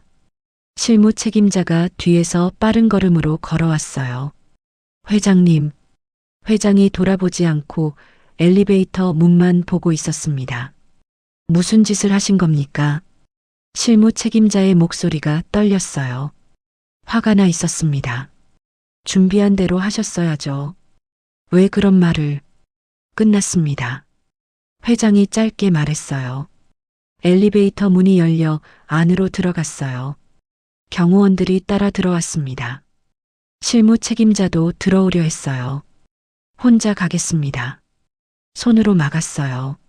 실무 책임자가 멈췄습니다. 문이 닫히기 시작했어요. 실무 책임자의 얼굴이 점점 가려졌습니다. 엘리베이터가 내려가기 시작했습니다. 거울에 비친 자신의 얼굴이 창백했습니다. 눈 밑에 다크서클이 있었어요. 넥타이가 비뚤어져 있었습니다. 고치지 않았어요. 1층에 도착했어요. 문이 열리고 로비가 보였어요. 사람들이 오가고 있었습니다. 평범한 오후였어요. 밖으로 나갔습니다. 따뜻한 햇빛이 얼굴을 찔렀어요. 바람이 불어 옷자락이 날렸습니다. 검은 승용차가 대기하고 있었어요. 기사가 문을 열어주었어요. 타지 않고 그냥 서 있었어요. 걸어가겠습니다. 기사가 놀란 표정을 지었어요. 하지만 묻지 않았습니다. 고개를 숙여 인사했어요. 회장이 걷기 시작했어요. 인도를 따라 사람들 사이를 지나갔어요. 누구도 알아보지 못했습니다. 그저 정장 입은 남자였어요. 신호등에 섰습니다. 빨간불이었어요. 기다렸습니다. 차들이 지나갔어요.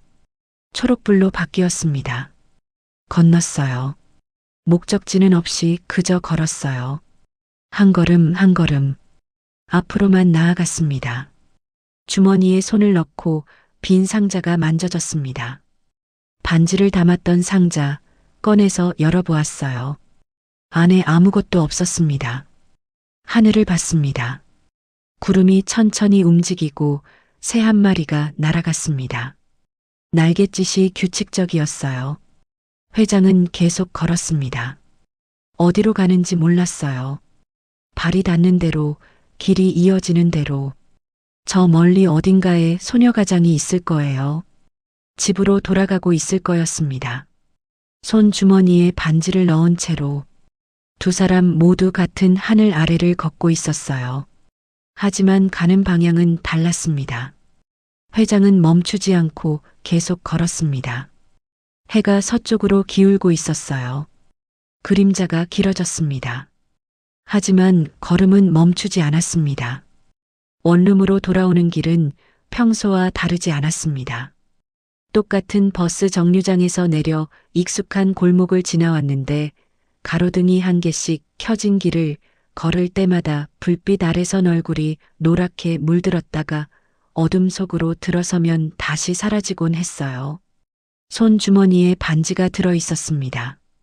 걸으면서도 계속 만지작거렸는데 처음엔 차가웠던 금속이 점점 손 온기로 따뜻해지면서 S2M이라는 각인이 손끝에 선명하게 느껴졌어요.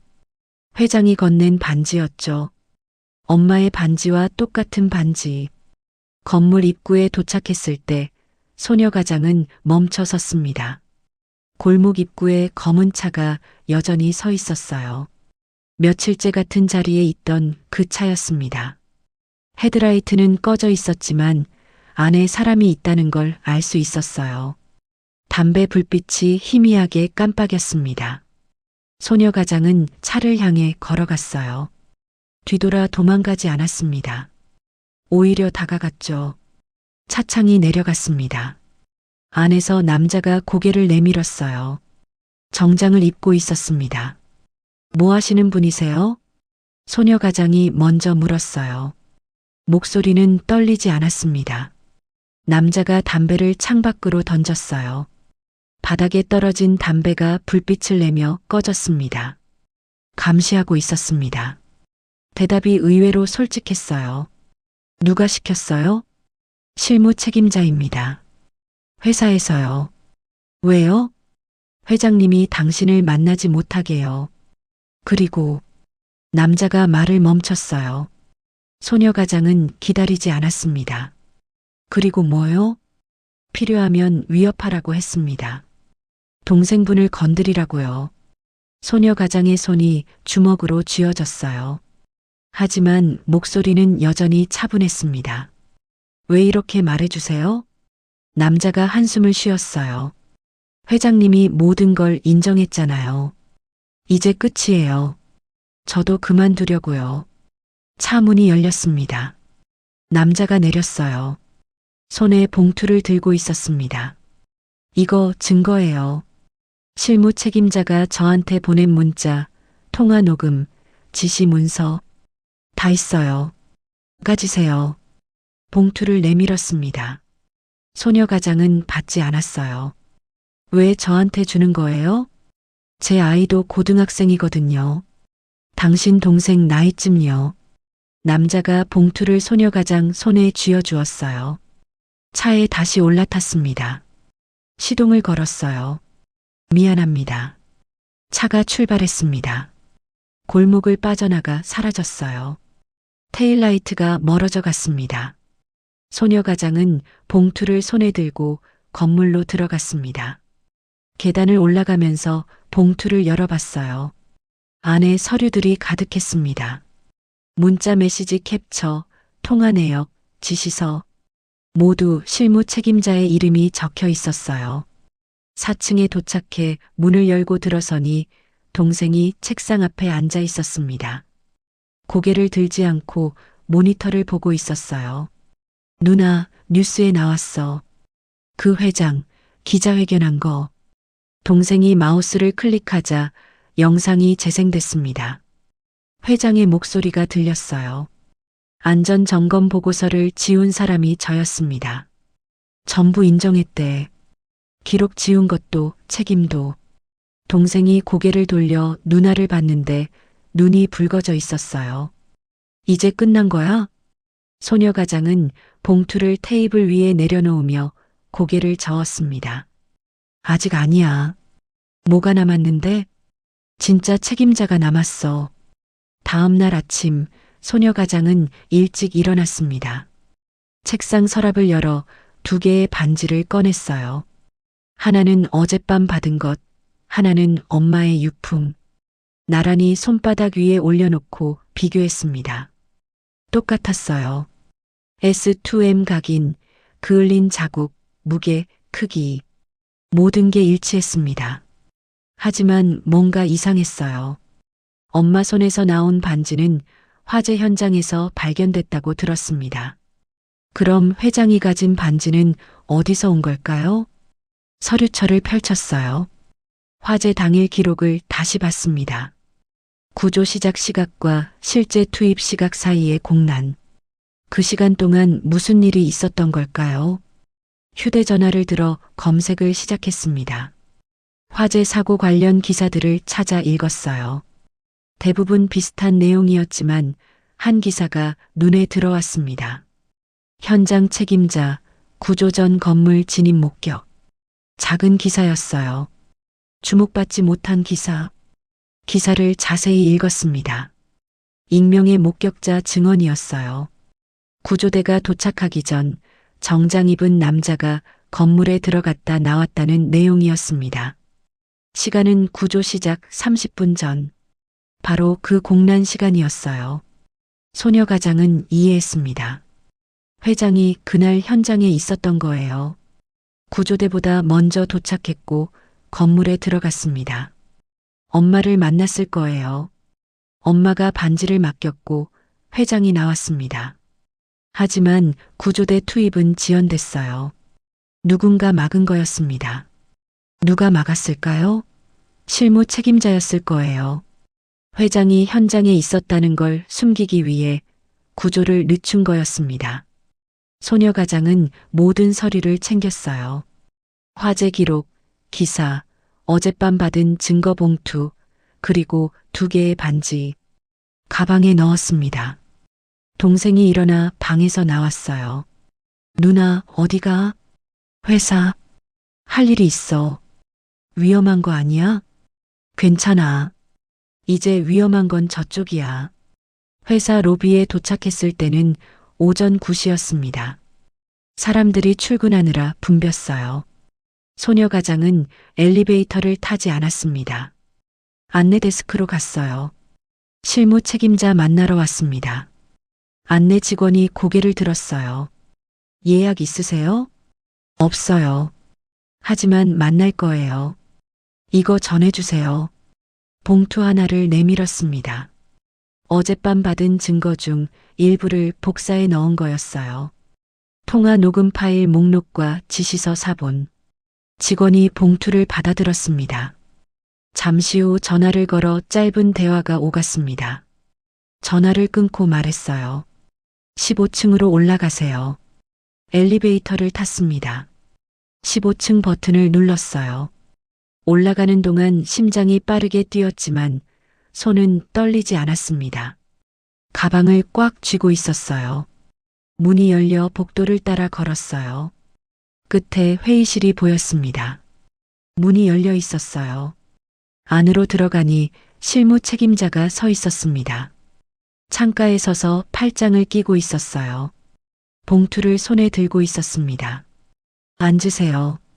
소녀 가장은 앉지 않았어요. 서 있었습니다. 저도 서 있을게요. 실무 책임자가 봉투를 탁자 위에 던졌어요. 이게 뭡니까? 증거예요. 당신이 저희 집을 감시하라고 지시한 것, 동생을 위협하라고 한 것, 학교에 압력 넣으라고 한 것, 다 있어요. 누가 줬습니까? 당신이 시킨 사람이요. 실무 책임자의 표정이 굳었어요. 창가에서 떨어져 탁자 쪽으로 왔습니다. 뭘 원하십니까? 진실이요. 소녀 가장은 가방에서 서류철을 꺼냈어요. 화재 기록 페이지를 펼쳐 탁자 위에 놓았습니다. 이 시간 왜 비어 있어요? 회장님이 현장에 갔을 때 당신이 구조대 투입을 막았죠? 실무 책임자는 대답하지 않았어요. 서류를 내려다봤습니다. 회장님이 현장에 있었다는 걸 숨기려고 그랬죠? 왜요? 뭐가 문제였어요? 당신이 뭘 알겠어요? 실무 책임자가 비웃듯 말했어요. 회장님이 그날 현장에 간 건 회사 때문이었어요. 안전검사를 속이라고 압력을 넣으러 간 거였어요. 그게 알려지면 회사가 끝나는 거였습니다. 소녀 가장의 손이 떨렸어요.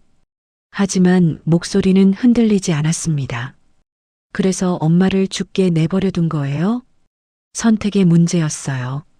한 사람이냐, 회사 전체냐? 선택이 아니에요. 살인이죠. 소녀 가장은 가방에서 녹음기를 꺼냈어요. 빨간 불이 켜져 있었습니다. 계속 녹음하고 있었어요. 방금 한 말 다 녹음됐어요. 실무 책임자의 얼굴이 하얗게 변했습니다. 녹음기를 향해 손을 뻗었어요. 소녀 가장이 뒤로 물러났습니다. 소용없어요. 이미 경찰에 사본 보냈어요. 모든 증거랑 같이요. 거짓말이겠죠. 확인해 보세요. 실무 책임자가 주머니에서 휴대전화를 꺼내 화면을 켰습니다. 부재중 전화가 여러 개 떠 있었어요. 법무팀, 비서실, 경찰청, 문자도 와 있었습니다. 압수수색 영장 발부, 출석 요구. 휴대전화가 손에서 미끄러졌어요. 바닥에 떨어졌습니다. 화면이 깨졌어요. 그날 오후 뉴스 속보가 떴습니다. 화재 사고 은폐 의혹, 실무 책임자 긴급 체포. 방송사마다 같은 뉴스를 내보냈어요. 회사 본사 앞에 경찰 차량이 줄지어 서 있는 화면이 나왔습니다. 압수수색이 진행되고 있었어요. 소녀 가장은 경찰서에서 진술을 마치고 나왔습니다. 변호사가 옆에 서 있었어요. 회장이 연결해준 변호사였습니다. 잘하셨어요. 이제 검찰 조사만 남았습니다. 회장님은요?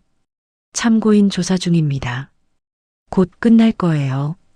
소녀 가장은 고개를 끄덕였어요. 경찰서 밖으로 나왔습니다.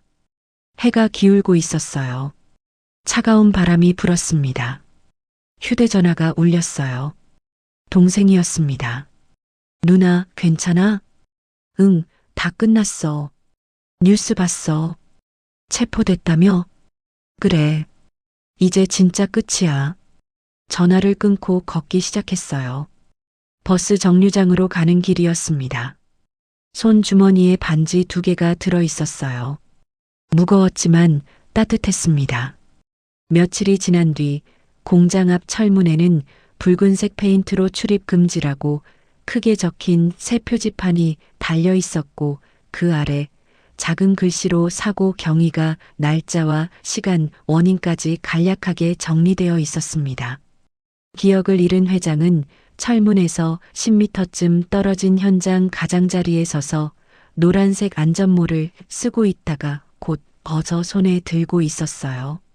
건물은 반쯤 무너져 지붕이 내려앉고 벽에 큰 균열이 가 있었으며 검게 그을린 자국이 여기저기 남아 화재의 흔적을 보여주고 있었습니다. 안전관리원이 다가와 말했습니다. 회장님, 유족분들께 보상금 전액 지급 완료됐습니다. 그리고 추가 위로금도 책정됐고요. 감사합니다. 아니, 당연한 일입니다. 관리원이 물러났어요. 회장은 고개를 숙여 허리를 깊게 굽혔습니다. 오래 그렇게 있었는데 허리가 아팠지만 펴지 않았어요. 바람이 불어 먼지가 날려 눈에 들어가 눈물이 났지만 손으로 닦지 않고 그대로 두었습니다. 같은 시각 소녀 가장은 원룸 책상 앞에 앉아 이력서 마지막 장의 경력란을 보고 있었어요. 펜을 들어 마지막 줄의 장례식장 부분을 그어지우고 이력서를 접어 깨끗한 봉투에 넣어 풀칠로 봉하면서 손가락에 묻은 풀을 휴지로 닦아냈습니다. 책상 서랍을 열어 반지 2개를 꺼냈어요. 하나는 오른손 약지에, 하나는 중지에 끼웠습니다. 모두 맞았어요. 손을 들어보니 2 반지가 나란히 빛나고 있었습니다. 동생이 학교에서 돌아와 가방을 내려놓고 손을 보더니 놀란 표정을 지었어요. 2개 다 끼고 다녀? 응. 하나는 엄마 거, 하나는 아빠 거. 2 다 내 거야, 이제. 사람들이 이상하게 안 봐? 보면 어때? 내가 끼고 싶으니까 끼는 거야. 동생이 웃었어요. 오랜만에 보는 환한 웃음이었습니다. 소녀 가장은 봉투를 들고 일어나 외투를 입으며 2 반지를 낀 손으로 지퍼를 올렸는데 금속끼리 부딪히며 작은 소리가 났어요. 나 잠깐 다녀올게. 또 면접? 응. 근데 이번엔 진짜 좋은 데야. 법률사무소 사무직이래. 법률사무소? 응. 회장님 변호사가 추천해줬어. 일하면서 공부도 할 수 있대. 동생의 눈이 반짝였어요. 누나, 진짜? 진짜? 이제 시작이야. 우리 문을 열고 나가 계단을 내려갔습니다. 건물 밖으로 나오니 해가 기울며 저녁 노을이 하늘을 물들이고 있었어요. 골목 입구를 봤는데 검은 차는 없었습니다. 사라진 거였어요. 버스 정류장으로 걸어가는 동안 손을 주머니에 넣지 않고 반지들이 보이게 두었는데 햇빛에 2 반지가 함께 반짝이며 빛났습니다. 버스가 와서 타고 뒷자리에 앉아 창밖을 보니 도시가 지나가며 빌딩들과 차들, 사람들이 모두 저녁을 향해 가고 있었어요. 회사 건물 앞에서 내려 높은 빌딩을 올려다보니 꼭대기가 보이지 않았고 로비로 들어가 엘리베이터 앞에 서서 위쪽 화살표를 누르니 문이 열렸습니다. 안으로 들어가니 혼자였고 27층 버튼을 누르자 문이 천천히 닫히기 시작하며 바깥이 점점 좁아지다 완전히 닫혔어요. 엘리베이터가 올라가기 시작하며 숫자가 1층, 2층, 3층으로 천천히 바뀌었습니다. 소녀 가장은 거울에 비친 자신의 얼굴을 보니 표정이 차분했고 손을 내려다보니 두 반지가 나란히 형광등 불빛에 반짝이고 있었어요. 더 이상 슬픔의 상징이 아니었습니다. 이긴 사람의 증표였어요. 숫자가 계속 올라가 10층, 15층, 20층을 지나갔고 엘리베이터는 멈추지 않고 위로 계속 올라가며 27층에 가까워지고 있었습니다.